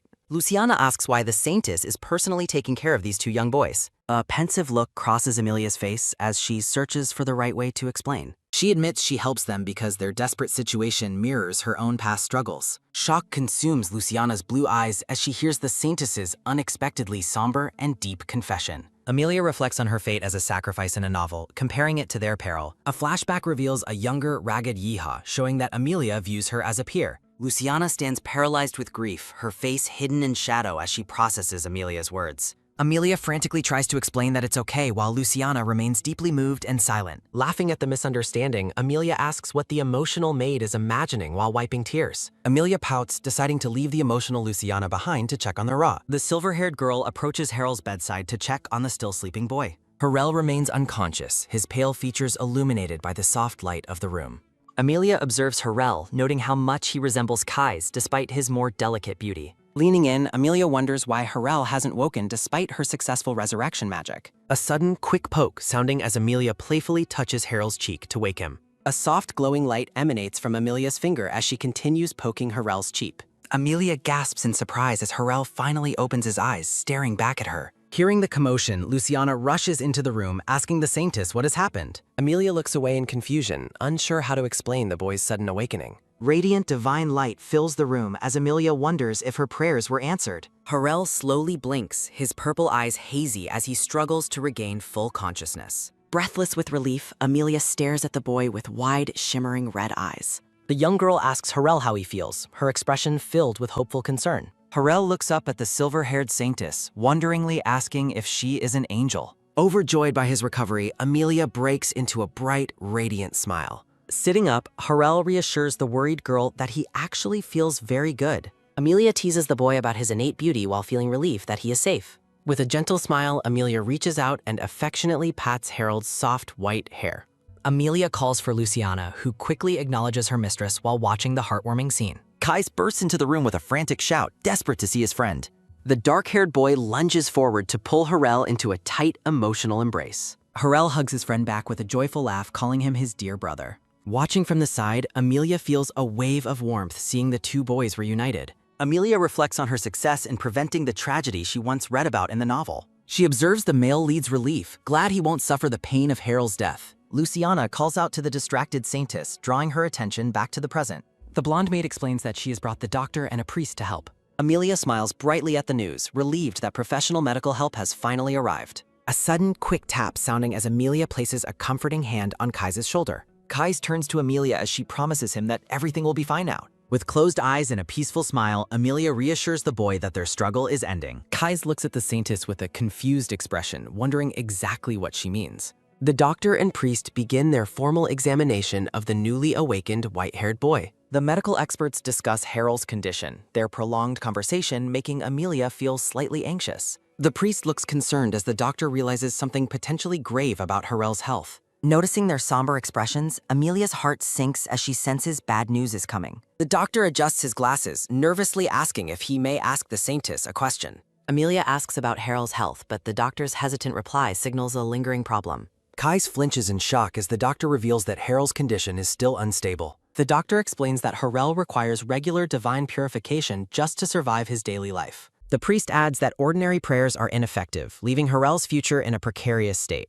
Amelia realizes with shock that only a high priest's powerful prayers can save the boy. Dark text warns of a grim fate. Without constant purification, Harel will surely die. Kai's gaze darkens, his slave mark visible as a dangerous determination begins to take root. Amelia looks at Kais, wondering if the divine power used to save Harel caused this. The tense meeting concludes, with a voice firmly thanking them and ending the discussion. Harel drifts back into a deep, peaceful sleep, unaware of the new crisis unfolding. Amelia and Kais watch over the sleeping boy, their expressions heavy with newfound worry. Amelia realizes Kais is considering a reckless plan to kidnap a high priest for Harel. Amelia realizes a decisive plan is necessary, firmly stating there is no other way. The silver-haired saintess tries to reason with the skeptical Kais while maintaining her gentle demeanor. Kais narrows his eyes in suspicion, bluntly questioning exactly what kind of person Amelia is. Amelia calls out for her blonde maid as Luciana promptly appears at her side. Luciana stands tall while Kais remains unconvinced by Amelia's playful and overly energetic behavior.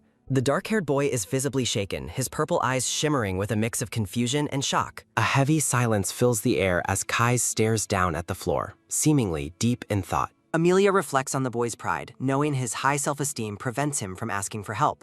A flashback reveals a mysterious man in blue uniform standing over a fallen, white-haired Priscilla. Despite the weight of the conversation, Amelia breaks into a warm and incredibly joyful smile. Amelia boldly declares she will help Kais forever, citing her inexhaustible divine power as a saintess. When Kais rejects her sympathy, Amelia reminds him that saving Harel must be their priority. Amelia softens her gaze, insisting that her help is driven by something deeper than mere pity. Radiant divine wings appear behind Amelia as she recalls a special promise she made to Harel. Noticing Kais's discomfort, Amelia suggests a different approach that doesn't rely on simple empathy. The young saintess proposes a formal deal where Kais will eventually pay her back. Amelia explains that this transaction is about justice, her red eyes glowing with excitement. Kais listens intently, his expression softening as he wonders if he can truly be useful. Amelia sits beside him and explains that he must prove his worth through their new arrangement.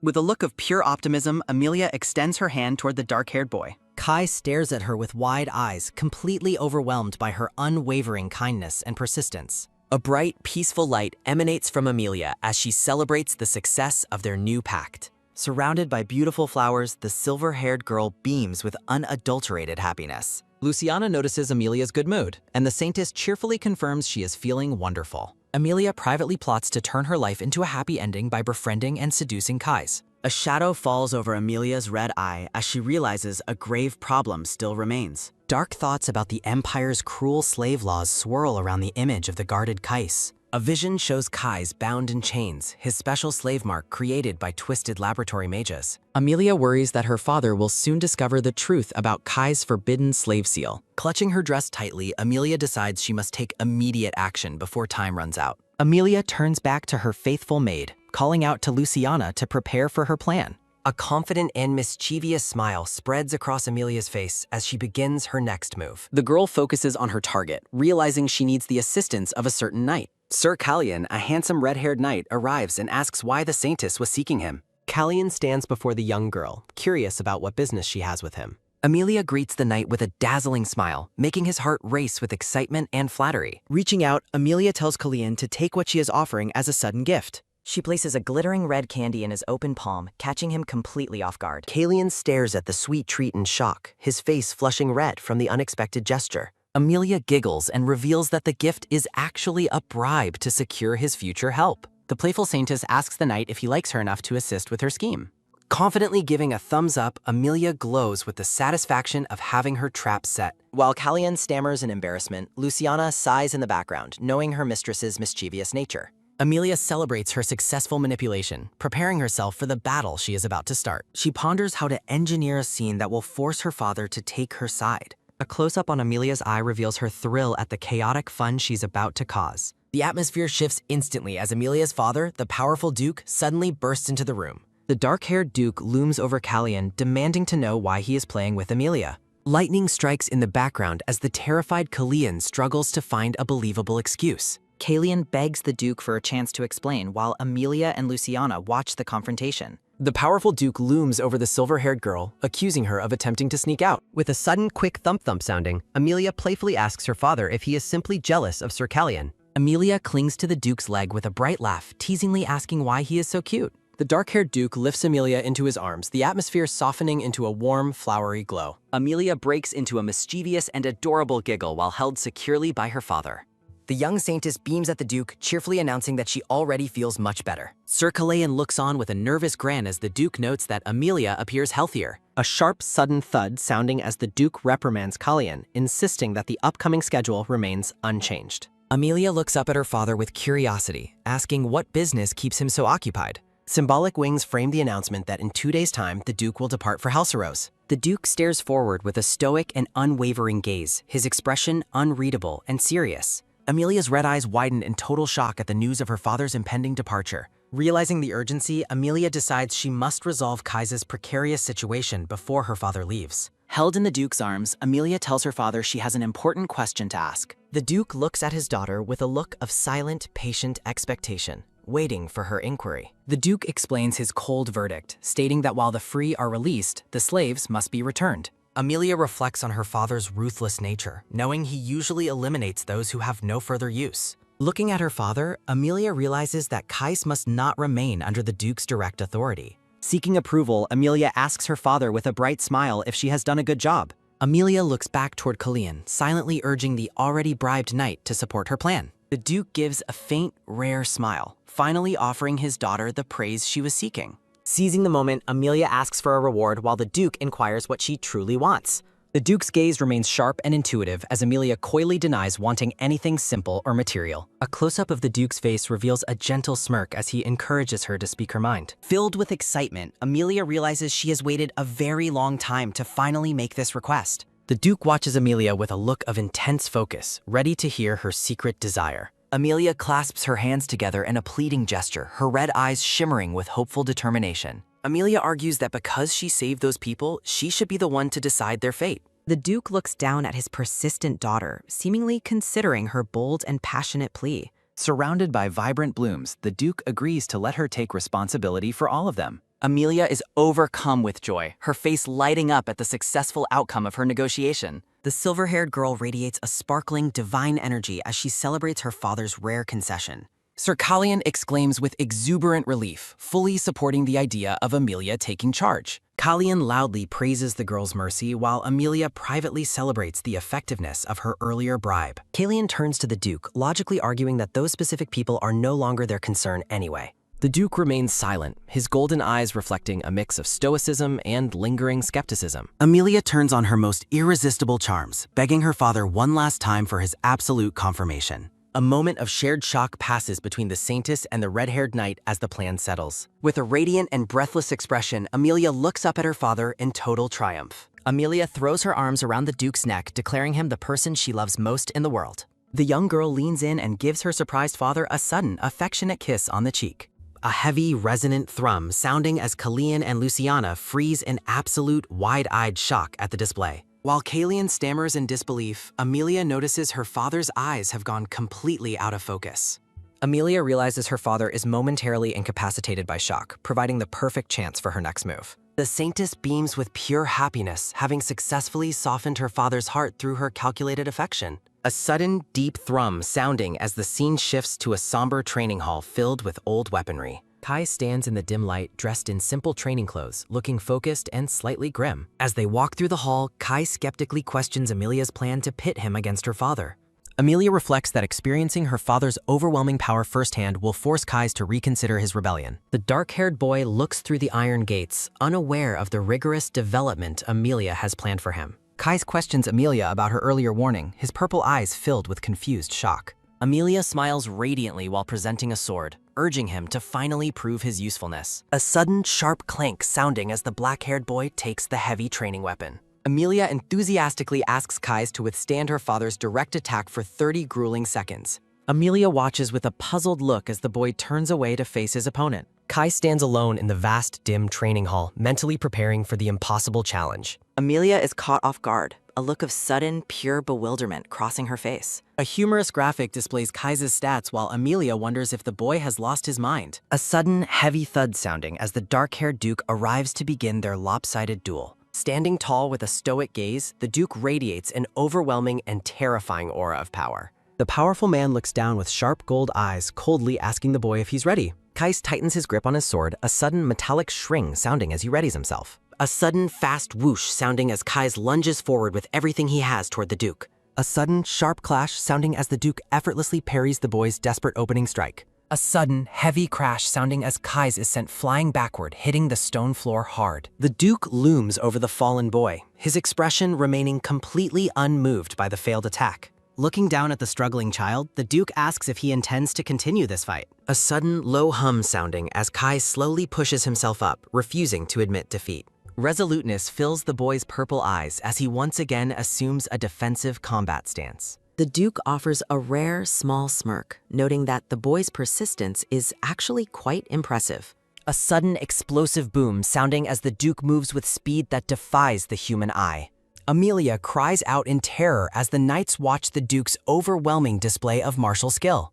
Kai's gasps for air, the Duke's sheer killing intent making it nearly impossible for him to breathe. A sudden quick tap sounding as the boy barely manages to track his opponent's blinding movements. A sudden thunderous bang sounding as the Duke's power forces Kai's down toward the cold ground. A sudden massive explosion sounding as the Duke releases a wave of terrifying destructive energy. The Duke stands back, watching the dust settle around the boy he just ruthlessly struck down. Bloodied and exhausted, Kai's continues to glare at the Duke with an unbreakable, defiant spirit. Close up on the boy's purple eye as he desperately analyzes the Duke's next killing move. The Duke watches the child with a silent, calculating gaze, acknowledging his unexpected tenacity. A sudden, sharp clink sounding as the man decides the time for games has finally ended. A sudden, crackling zap sounding as a lethal lightning aura begins to envelop the Duke's sword. Amelia and the knights watch in horror as the Duke prepares a truly devastating magical attack. Amelia's eyes widen in total disbelief, shocked that her father is using such overwhelming force.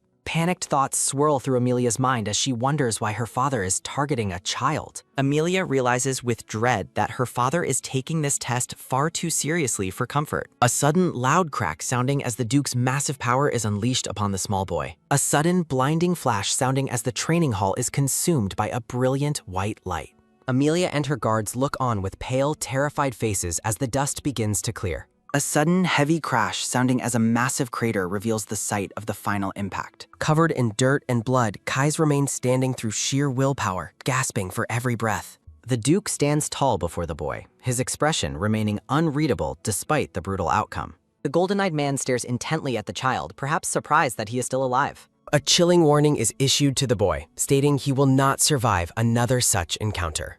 The Duke begins to lower his guard, the oppressive atmosphere in the room slowly starting to lift. A sudden low tsk sounding as the man expresses his disappointment in his mass-produced blade. A sudden metallic clang sounding as the Duke discards the broken and useless training sword. Amelia watches her father turn away, her face still flushed from the intensity of the moment. A sudden warm glow surrounds Amelia as she realizes the incredible potential hidden within the boy. Surrounded by floating flowers, the Saintess cheers with unbridled joy at the success of the test. The black-haired Duke Melchiad radiates a stunningly handsome and regal presence among blooming white flowers. Amelia beams with joy, her exuberant pride perfectly mirrored by her loyal and smiling knights. Overwhelmed by her father's charm, the silver-haired girl finds his cuteness absolutely suffocating and breathless. Amelia's heart continues to race as she celebrates her father's irresistible and adorable nature. The grand training hall stands silent and empty under the morning's soft, filtering sunlight. A sudden, sharp gasp sounding as Amelia reaches out to the bloodied and battered boy. Amelia stands before the fallen Kais, her expression filled with a mix of concern and expectation. Kais remains silent, his intense purple eyes reflecting a whirlwind of dark and unspoken emotions. A sudden, firm grab sounding as the boy unexpectedly seizes Amelia's hand with surprising strength. Surprised by his sudden shift, Amelia wonders why the defiant boy has suddenly become so docile.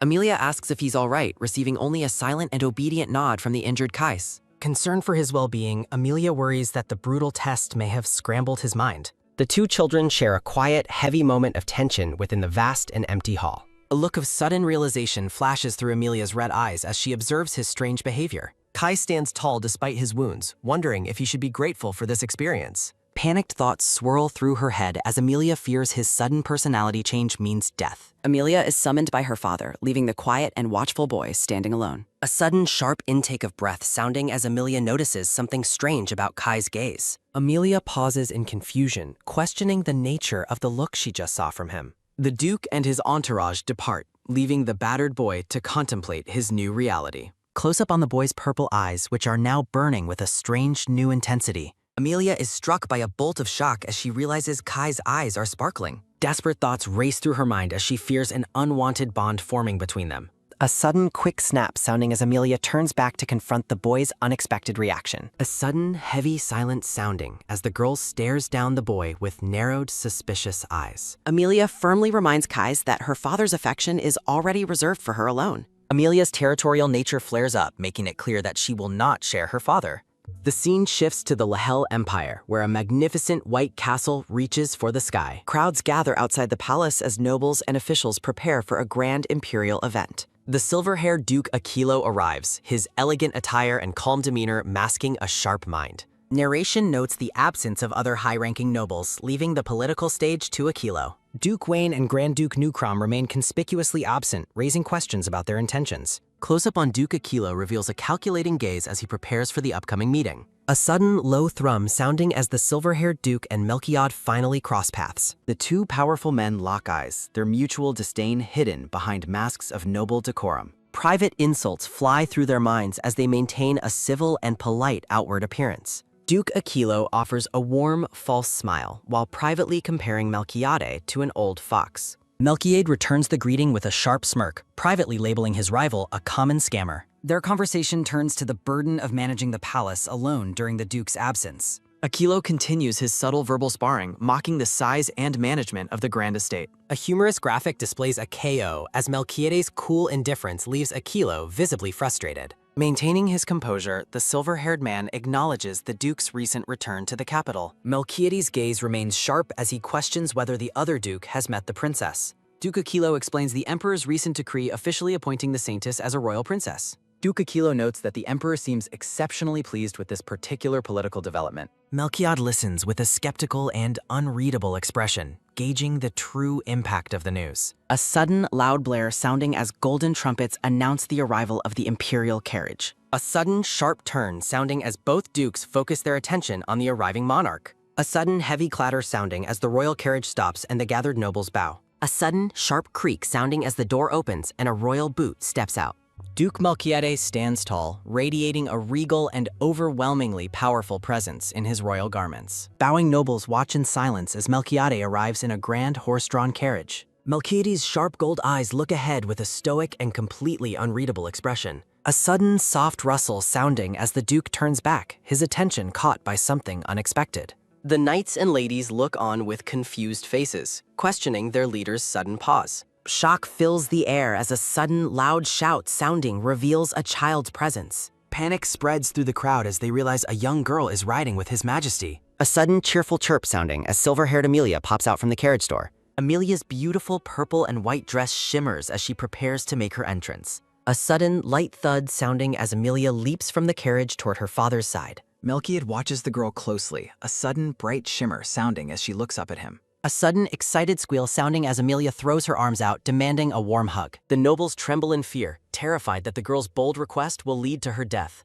Melchiade stares down at the child with a silent, calculating gaze that leaves everyone breathless. The gathered officials hold their breath, shocked that a child would dare approach the Duke so casually. A sudden, soft sweep sounding as Melchiad effortlessly lifts Amelia into his strong arms. Narration warns of the Duke's power, labeling him a terrifying harbinger of the world's end. Confusion reigns as the nobles watch the cold emperor holding a child with surprising gentleness. Amelia notes the crowd's agitation with a small, knowing smirk, enjoying the chaos she caused. Melchiade stands tall, his protective aura shielding the girl as she clings to his fancy cape. Amelia playfully dismisses her father's question, her cute behavior clashing with the tense atmosphere. A sudden, bright shimmer sounding as Amelia beams, noting her father's overwhelming and crazy beauty. A sudden, soft flump sounding as Amelia buries her blushing face into Melchiade's chest. A sudden, quick rustle sounding as Melchiad frantically calls for a doctor to check the child. Melchiad worries about Amelia's unhealed state while the girl expresses her own deep insecurities. Amelia whispers a serious request to return something, her expression becoming suddenly grave.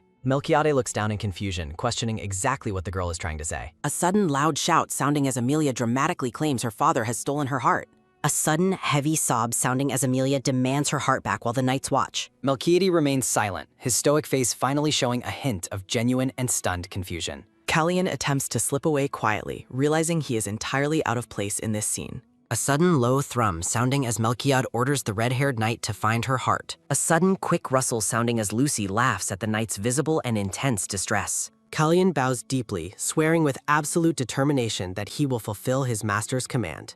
Silver-haired Akilo watches the spectacle from afar, his blue eyes filled with total disbelief. A sudden, quiet gasp sounding as the rival duke wonders what strange event he is witnessing. Amelia's eyes widen in total wonder as a magnificent and ornate jewelry box is revealed. Amelia marvels at the box's immense value, glad her father didn't bring her a literal heart.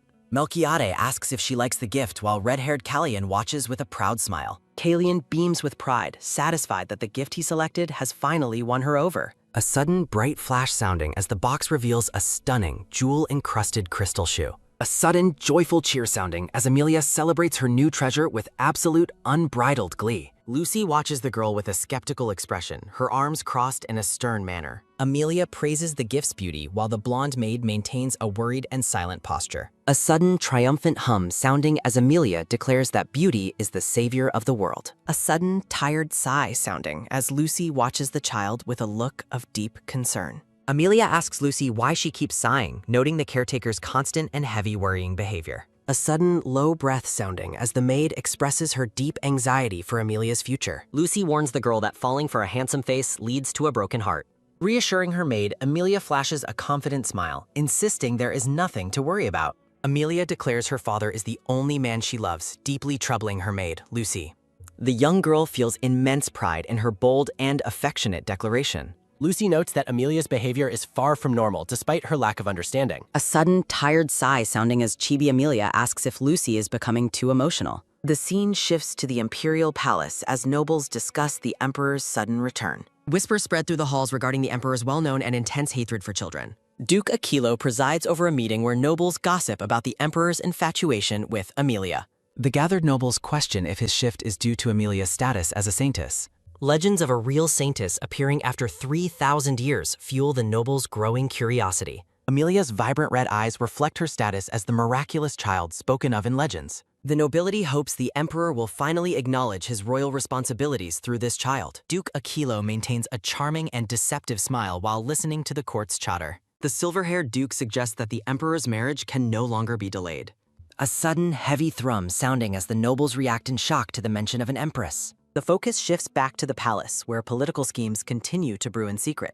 Melchiade sits in quiet frustration, noting that annoying problems always seem to find him. Letters of marriage proposals flood the room while women secretly infiltrate the Emperor's private chambers. Behind these desperate women stand ambitious nobles hoping to secure power through a royal union. A sudden, low growl sounding as Melchiade asks if the nobles truly wish for death. Melchiade reflects on his cold past, indifferent to the political games being played around him. Duke Akilo continues to smile, unbothered by the Emperor's visible and growing irritation. The black-haired man questions if Akilo is also participating in the pathetic marriage drama. Melchiade's bedroom remains a target for the nobility's relentless and intrusive matchmaking attempts. The conversation takes a sharp turn toward the identities of the women being sent. Akilo dismisses the concerns, acting as if the situation is nothing special or noteworthy. Standing before the court, Akilo claims to understand the Emperor better than anyone else. The silver-haired man dares to predict that Melchiade is finally behaving like a father. Melchiade holds the sleeping Amelia protectively, his stoic expression masking his true inner thoughts. Akilo notes that the world believes the cold-hearted emperor has finally learned to love. A sudden, sharp intake of breath sounding as Melchiade listens to the Duke's bold assertions. Both Chibi Melchiade and Amelia internally dismiss the silver-haired Duke's claims as total nonsense. Akilo warns that the predatory nobility will see the Emperor's new softness as an opportunity. Melchiade remains cold, ordering the Duke to clean up the mess of marriage proposals. Akilo mockingly asks if Melchiade enjoyed the distractions sent to his room at night. The Emperor remains silent, his golden eyes filled with a dark and dangerous intensity. Melchiade privately admits to using those fleeting distractions to cope with his sleepless nights. He reflects on the hollow nature of his past encounters with the women sent to him. A sudden soft splash sounding as wine spills, symbolizing the messy and unwanted noble interference. With a cold and final tone, Melchiade orders all the distractions to be removed. He threatens to kill them all while Akilo continues to push the Empress agenda. Melchiade stares ahead with a stoic face, unmoved by the silver-haired Duke's persistent words. Duke Akilo offers a playful wink, maintaining his cheerful and highly provocative demeanor. Melchiade looks on with suspicion, wondering why Akilo is so desperate to meet Amelia. Melchiade envisions the crazy Duke looming over his daughter and is instantly filled with rage. A sudden, sharp creak sounding as Melchiade's face contorts with an intense, protective anger. A sudden, loud snap sounding as the Emperor tells the silver-haired Duke to die. Melquiade radiates a terrifying aura, making his murderous intent toward the Duke crystal clear. Chibi Aquilo is struck with shock by the Emperor's blunt and violent rejection. The silver-haired man attempts to stutter out an explanation for his persistent behavior. A sudden, loud wail sounding as Chibi Aquilo cries out his desire to meet Amelia.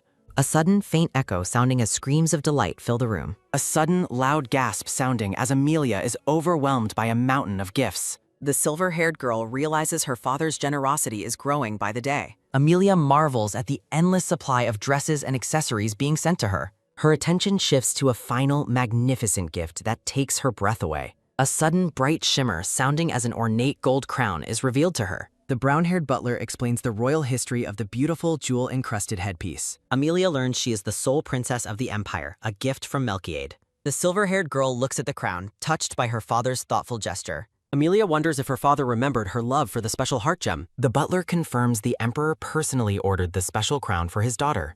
Amelia reflects on the excessive luxury, feeling slightly conflicted about the mountain of gems. A sudden, low thrum sounding as Amelia questions if money is her father's love language. The scene shifts outside to the grand spires of the imperial palace under clear skies. A peaceful atmosphere settles over the palace gardens as the fountain flows quietly. Amelia walks with her maid, Lucy, enjoying the unusually cool summer air. The girl notes the difference in temperature between the south and the citadel. A sudden, loud sneeze sounding as the cold weather catches Amelia completely off guard. Amelia laments her new, fragile body's inability to withstand the slight chill. Lucy expresses concern as Amelia shivers, insisting the girl must wear warmer clothing.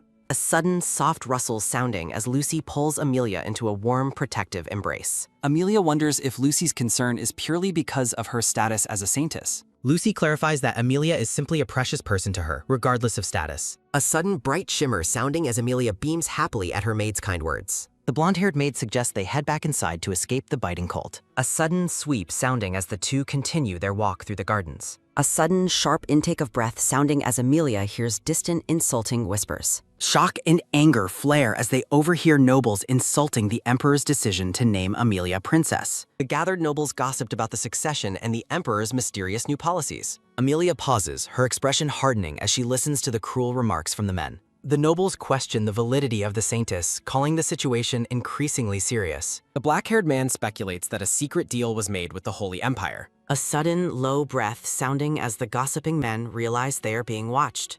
The black-haired man remains arrogant, unfazed by the presence of the young girl. Amelia stares at the men, her red eyes reflecting her internal struggle with their words. Narrator text emphasizes Amelia's identity, reaffirming her status as the true legendary saintess. Amelia questions the audacity of the nobles speaking so poorly of her in public. A sudden, low growl sounding as Lucy's protective instincts reach a dangerous breaking point. Amelia tries to restrain her maid as Lucy demands to teach the men a lesson. A sudden, sharp snap sounding as Lucy's anger flares at the insults toward her charge. Lucy declares her legitimate outrage, speaking not as a citizen but as Amelia's loyal servant. A sudden, bright flash sounding as Amelia reminds her maid to maintain her royal composure. A sudden, tired sigh sounding as Lucy struggles to calm her intense, murderous fury. Amelia reassures Luciana, maintaining a calm and surprisingly mature demeanor despite the situation. A sudden, heavy thrum sounding as Amelia approaches the gossiping nobles with a plan. Amelia flashes a deceptively innocent smile, hiding her true intentions from the surprised men. The silver-haired girl politely asks the nobles to repeat their interesting conversation to her face. A sudden, sharp gasp sounding as the black-haired noble is startled by her directness. The noble accuses her of lacking manners, but Amelia counters him with playful logic. Amelia turns to her maid, mockingly asking if she has done anything wrong. Chibi Amelia asks if anyone heard while Count Douglas looks on with growing annoyance. Amelia identifies the blue-haired man by the mole under his lip, challenging him to try her. The silver-haired girl shocks Douglas by correctly stating the age his father died. Douglas reels in confusion as Amelia maintains a confident and knowing smile. Amelia lists more personal secrets, detailing Douglas's childhood injuries and his grandmother's care. The black-haired count is visibly shaken, unable to comprehend how she knows his past. Amelia's red eyes glow with an eerie intensity as she evaluates the man before her. The scene reveals Douglas's identity as a predator who targeted a young woman named Priscilla. Narrator text explains that Douglas's own words were used to manipulate Priscilla's lack of affection. The Count is condemned as a disgusting individual for exploiting the wounds of the abused. Amelia curses Douglas's future, predicting a life filled with misfortune and suffering. The silver-haired girl looks down with pity at the trembling, sweating young Count. Amelia decides she is finished with him and tells Lucy it is time to leave. Douglas' face contorts with a dark fury as he rejects Amelia's claims as total nonsense. A sudden, sharp grab sounding as Douglas seizes Amelia's arm in a violent rage.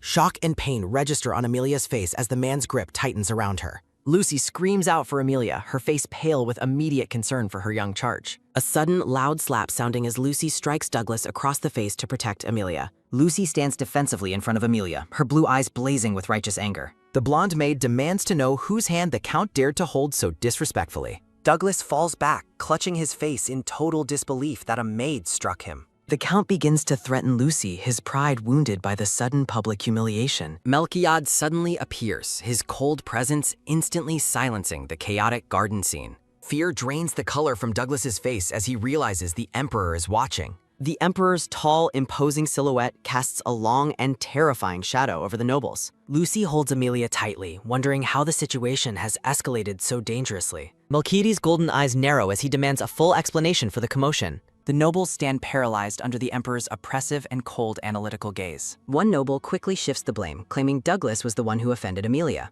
The others join in, accusing Douglas of grabbing the princess without any provocation. Douglas tries to stammer out a defense, but his words fail him under pressure. The Count drops to his knees, begging for mercy while claiming he was only worried. Douglas pathetically claims he feared the Holy Empire was using the child to deceive Melchiade. Melchiade repeats the Count's words with a skeptical and dangerous tone. Amelia watches the scene from Lucy's arms, her expression unreadable but attentive. Douglas trembles on the ground, his body language signaling his complete and utter defeat. With a flat and terrifying voice, Melchiade asks if the excuses are finally over. The Emperor looms over the kneeling man, radiating a pure and murderous intent. Douglas is frozen by the dark energy swirling around the Emperor's powerful frame. Melchiades turns his attention to his knight, Kalian, preparing to deliver a final judgment. The Emperor issues a brutal order to have Count Douglas's tongue cut out immediately. Kalian draws his sword, his face stoic as he prepares to carry out the punishment. The sharp blade is pressed against Douglas's neck, forcing a silent scream from him. Amelia is horrified by the severity of the sentence, her eyes widening in genuine shock. The silver-haired girl struggles with the concept of such a violent and permanent consequence. Amelia reflects that even a villain like Douglas should be kept around for later use. A sudden, quick dash sounding as Amelia breaks free and runs toward her fad. Melchiades' profile remains rigid and cold, his mind set on the bloody execution. Amelia races across the garden, shouting out for her father to stop the maid. The scene softens as a hand reaches out toward delicate, blooming yellow flowers. Amelia reassures Melchiades she is okay as he holds her gently amidst blooming garden flowers. A sudden, sharp gasp sounding as the Emperor remains visibly startled by his daughter's unexpected resilience. Amelia admits the death sentence feels too cruel, prompting Melchiades to reconsider the noble's severe punishment. The silver-haired girl suggests a non-violent alternative, proposing that the man write a simple review instead. Kalian stifles a laugh while Amelia insists the noble must promise never to repeat his actions.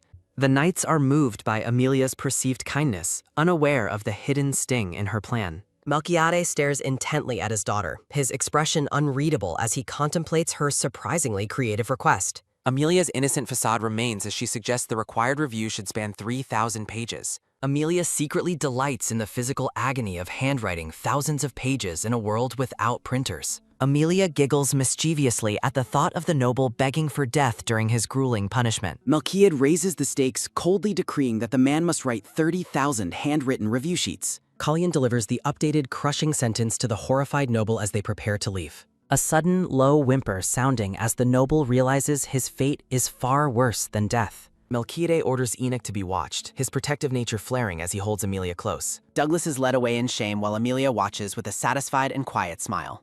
A sudden, joyful chime sounding as Amelia wraps her arms around her father in genuine gratitude. Melchiades gazes down at his daughter, his heart softening despite his cold and imperial exterior. Douglas is officially demoted to a baron, drowning in the endless, miserable paperwork of his punishment. Narrative text explains that Duke Ravenhook's opposition was eventually silenced by Melchiades' overwhelming imperial pressure. Rumors of the Emperor's terrifying wrath spread through the palace, warning all nobles to stay away. A sudden, bright shimmer sounding as the warning of certain unhappiness for Amelia's enemies echoes.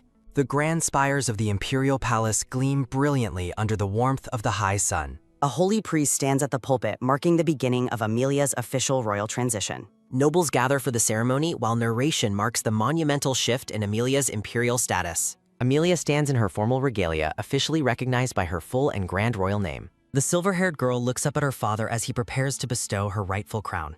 Melchiades' golden eyes shine with pride as he acknowledges his daughter as the Empire's true princess. The Emperor reaches out to place the jewel-encrusted headpiece upon Amelia's silver hair with care. A sudden, soft glow surrounding as Amelia beams, officially crowned as the Princess of Lahel. The ornate, gilded ceiling of the palace hall stands as a witness to the historic ceremony. Lucy brushes Amelia's hair as the girl reflects on her struggle to fully accept her status. Amelia asks Lucy to keep using her name, insisting she remains a saintess above all else. Lucy explains the Pope negotiated special terms to ensure Amelia retains her unique holy status. Text reveals that normally a saintess must renounce her position when adopted into the secular world. Amelia looks down in deep thought, processing the dual and powerful position she now holds. A vision of the Pope and Melchiad confirms the secret deal made for Amelia's complex identity. The silver-haired girl realizes she is both a royal princess and the world's primary saintess. A sudden, cheerful laugh sounding as Amelia finds the humor in her complicated new royal situation.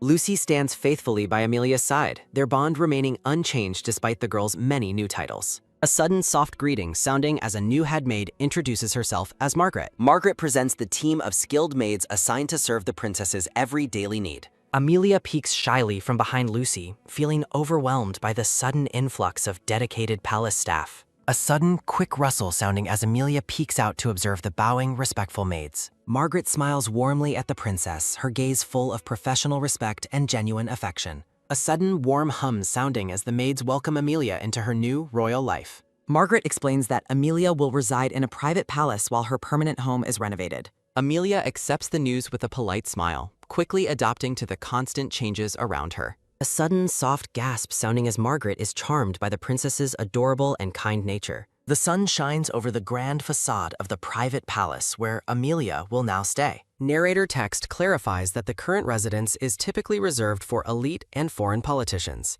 The narrative introduces the divine knights of Bios, who are sworn to protect the saintess. Amelia looks out from her balcony at the knights below, finding their constant presence irritating. The silver-haired girl's red eyes glow with a mixture of annoyance and deep, calculating thought. Inside the palace, Amelia shouts and points toward the door, expressing her frustration to Lucy. A sudden realization strikes Amelia, her eyes widening as she pieces together the Pope's hidden motives. Amelia suspects that her status as a saintess was deliberately maintained to keep her tethered. The silver-haired girl shares her guess with Lucy, who listens with a calm and stoic expression. A vision of the smiling Pope confirms Amelia's suspicions about the old man's cunning political maneuvers. Amelia is outraged by the special terms used to manipulate her while Lucy attempts to soothe her. Chibi Amelia shouts that if they truly cared, they would respect her boundaries and stop worrying. Lucy mentions the Holy Empire as a hometown, but Amelia angrily rejects the notion of belonging there. Amelia makes a firm royal declaration that Lahel is now her true and only hometown. The silver-haired girl beams with a newfound sense of belonging, while Lucy reacts with mild resignation. Amelia points toward Lucy, playfully questioning if the blonde maid also considers Lahel her home now.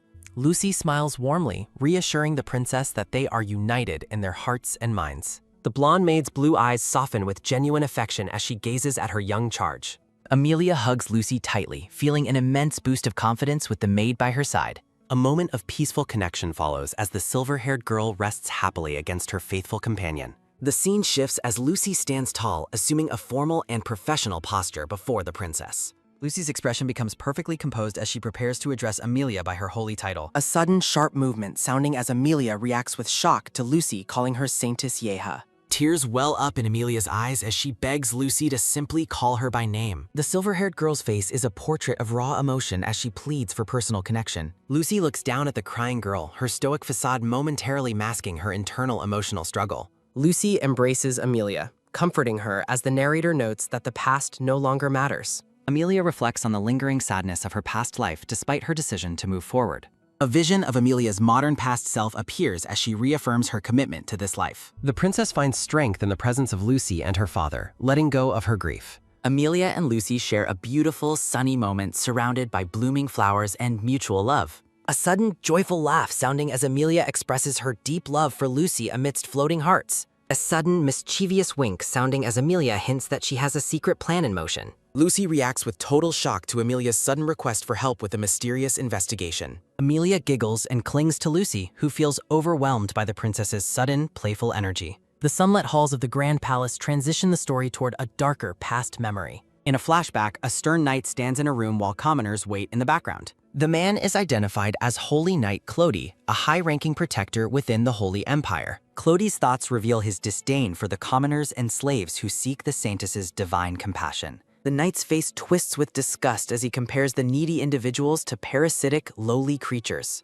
Clody watches a young, black-haired boy with a cold and judgmental gaze from across the hall. The boy stands silently, unaware of the intense hatred radiating from the knight behind him. A sudden, loud shout sounding as Clody demands the boy's attention before he can walk away. Clody's eyes burn with an elitist fury as he confronts the young boy for his presence. A sudden, rough grab sounding as Clody violently seizes the black-haired boy by his shoulder. A sudden, loud slap sounding as Clody strikes the defenseless boy across the face with force. The boy falls to the ground, coughing up blood from the knight's brutal and unprovoked assault. Clody stands over his victim, demanding to know why the boy dares to defy his authority. The boy's eyes glow with a sudden, eerie blue light as he stares back with defiance. Clody is momentarily taken aback by the boy's intense gaze, but quickly returns to his rage. A sudden, quick step sounding as the knight moves to deliver another blow to the arrogant boy. A sudden, violent thud sounding as Clody kicks the boy, labeling him a vile and worthless parasite. Clody's eyes burn with elitist rage as he curses the boy's defiance. The heartless knight continues his assault while terrified commoners watch from the shadows. A sudden, sharp crunch sounding as Clody's strike connects with brutal physical force. Clody stands over his victim, ignoring the gasps of horror from the onlookers. The knight stares down at the fallen boy, who groans in agonizing pain. Kais collapses on his knees, his purple eyes glowing with a resilient inner fire. Clody's expression shifts to shock as he realizes the boy's spirit remains unbroken. The knight observes the boy's relentless determination, sensing a threat he cannot easily crush. A sinister smirk crosses Clody's face as he acknowledges the boy's malicious potential. A sudden, sharp ring sounding as Clody draws his sword to end the confrontation. Raising his blade, the knight prepares to strike down the defenseless child with lethal intent. The boy's purple eyes widen, reflecting a celestial power awakened by his desperate situation. Clody prepares his final blow, his eyes filled with a murderous and elitist glee. The knight swings his sword downward, aiming for a killing blow against the small child. A sudden, deafening clang sounding as a golden-haired man blocks the knight's sword perfectly. Melchiad stands as a shield, his presence commanding, and his decorated blade holding Clody back. Clody stammers in disbelief, his arrogance replaced by pure terror at the Emperor's arrival. Amelia stands behind her father, her red eyes burning with an intense and silent fury. Kais remains on the ground, his body broken, but his gaze fixed on his saviors. A sudden, sharp grind sounding as Amelia clenches her teeth and barely contained outrage. Clody flinches under the princess's shadow, realizing he has made a fatal political error. The knight tries to justify his brutality as education, but Melchiade's cold gaze remains unimpressed. Amelia offers a deceptive, flowery smile before questioning the knight's definition of rules. A sudden, loud crack sounding as Amelia delivers a powerful, swift kick to Clody's shin. Clody collapses to the floor, gasping in shock as Melchiad watches with a stoic expression. The silver-haired girl beams, declaring that she is now teaching the knight proper palace manners. Amelia looks down coldly, demanding to know why the knight failed to greet the Saintess. The once arrogant knight is forced into a humiliating kneel before the young, powerful girl. Clody bows his head in submission, formally identifying himself while begging for mercy. Amelia stares at the groveling man with red eyes full of judgment and authority. The princess commands Melchiad to help the injured boy up, her voice steady and firm. Melchiade gently assists the battered Kais, whose face is covered in blood and bruises. Amelia's heart aches for the suffering child, though her face remains a mask of resolve. The silver-haired girl's anger peaks as she prepares to confront the cruelty of the court. A sudden, sharp flinch sounding as the surrounding commoners tremble under Amelia's intense stare. A sudden, heavy thud sounding as the onlookers fall to their knees in formal greeting. Amelia realizes the bystanders were too afraid of the knight to intervene for the child. The princess's internal rage burns against the knight who used God's name to bully kids. Standing tall, Amelia demands to know the exact reason for the knight's unprovoked violence. Clody stutters in fear, unable to find a justifiable excuse for his elitist cruelty. The girl looks back at her father and the wounded boy, her determination only growing. Amelia focuses on Kais, noting the boy's silent suffering and the injustice done to him. A sudden, low sounding as Amelia's frustration boils over at Clody's pathetic excuses. Clody trembles as Amelia's shadow looms over him, exposing his true, cowardly nature. Amelia asks with a chilling smile if Clody beat him merely for daring to surpass him. The knight begs for forgiveness, but his apology feels hollow and forced under Amelia's gaze. Amelia sees through his facade, knowing he only regrets getting caught, not his cruel actions. The narrative reflects on Amelia's past self, a soul that would never stop fighting back. A vision of Priscilla appears, a saintess who suffered from malice yet kept her faith. Despite the betrayal and pain, Priscilla's spirit refuses to abandon its belief in human goodness. Amelia looks down coldly, condemning the actions of those who acted like fools. The silver-haired girl declares that the knight has committed a truly serious crime. Clody argues defensively, claiming he was merely teaching a commoner a lesson. Amelia offers a chilling smile, mockingly questioning his justification for harming a commoner. Standing firm, the princess asks if the Holy Knight has forgotten his surroundings. Amelia warns that his cruelty has dragged the honor of his order to the bottom. The silver-haired girl reaches out toward the knight with a decisive and swift movement. Stripping his status, Amelia declares that he no longer deserves divine protection. Clody's eyes widen in absolute horror as his holy power begins to fade. Ignoring the knight's desperate pleas for mercy, Amelia permanently revokes his sacred title. With a final, cold command, the princess tells the disgraced man to go away. Amelia turns her judgment toward the bystanders who failed to help the injured child. The narrative shifts forward 1 week, reflecting on those who watched the child suffer. Melchiad and Amelia stand before the group, announcing formal interviews for all survivors. The commoners listen in silence as they are told to plan for their survival. Amelia stands with resolve, her presence commanding respect from the gathered crowd. Standing behind Kais, Melchiade confirms the purpose behind the princess's mercy. The silver-haired girl remains firm in her principles, surrounded by a radiant glow. A system message highlights the weight of having saved lives and human dignity. Amelia tells the survivors they must choose whether to embrace their humanity or abandon it. The silver-haired girl looks away, lost in thought after the heavy confrontation. Melchiade acknowledges Amelia's authority, standing protectively over the battered, black-haired boy. The group walks away from the scene, leaving the silent commoners behind. A new setting is introduced, revealing the special area assigned to Kais and Harel. Melchiade and the children arrive at a grand room, much larger than others. The narrative notes that this special treatment creates a social gap among survivors. Amelia reflects on the cruelty Kais endured while others simply stood and watched. Kai stands silently, hiding his internal scars behind a calm and stoic exterior. Frustrated by his silence, Amelia asks the black-haired boy if he is an idiot. The princess demands to know why he didn't protest or fight back against the knight. Amelia shouts in frustration as Kais continues to endure his pain without complaint. A wave of sadness washes over the girl as she looks at her companion. Amelia reaches out with concern, softly asking the boy if he is truly okay. A close-up of Kai's purple eye reveals his shock at the princess's sudden kindness. A sudden, sharp snap sounding as Kais pulls back, telling Amelia to let him go. Amelia refuses to let go, firmly pulling the boy toward her instead. Outraged by his battered state, Amelia laments the damage done to his handsome face. Kai stares at her in stunned silence, clearly caught off guard by her words. The silver-haired girl tells him to stay still as she prepares to help him. Divine light emanates from Amelia's hand as she begins to heal the boy's wounds. After the healing, Amelia gently asks if the pain has finally disappeared. The girl beams with joy, thankful that her divine powers can help those in need. Amelia smiles warmly at Kais, happy that she can treat him with care. Kais looks at the girl with a soft blush, moved by her genuine compassion. In a playful moment, Chibi Amelia mockingly asks Kais if he is stupid again. Amelia laughs joyfully while leaning toward the boy, who reacts with embarrassed surprise. Kais looks down at the table, overwhelmed by a strange and unfamiliar feeling.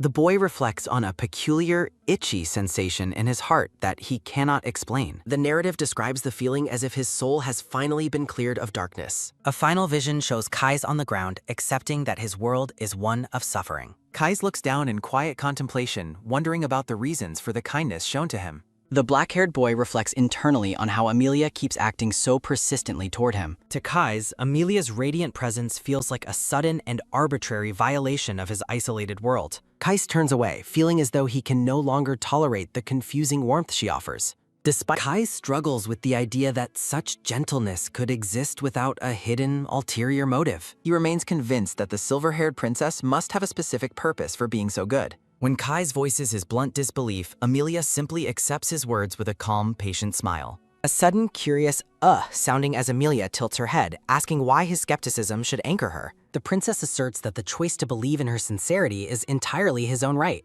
A close-up of Kai's purple eye reveals his lingering doubt about why she treats him so well. The boy searches for any exploitative value he might have, finding nothing worth her time. Kais recalls how she used to visit every day after the war before she gradually stopped. Watching her sleep, the boy once assumed the princess had finally forgotten about someone like him. Looking back at that time, he remembers feeling the vast social distance between them once more. Amelia stands amidst a radiant bloom of flowers, appearing like a beacon of light and hope. Kais reflects on the moment he thought they would truly never see each other again. Facing her now, the boy demands to know why she has suddenly decided to return. Amelia gazes at him intently, noting that he hasn't been around for several days. Leaning in close, the princess playfully questions if her absence made the black-haired boy feel sad. Amelia explains she was merely busy, while Kais is struck by her beauty, thinking of flowers. In a lighthearted moment, Chibi Amelia teases the stoic boy about his obvious and visible frustration. The silver-haired girl looks at him with soft eyes, gently acknowledging him by name. A sudden, soft brush sounding as Amelia reaches out, promising him that his trust won't be wasted.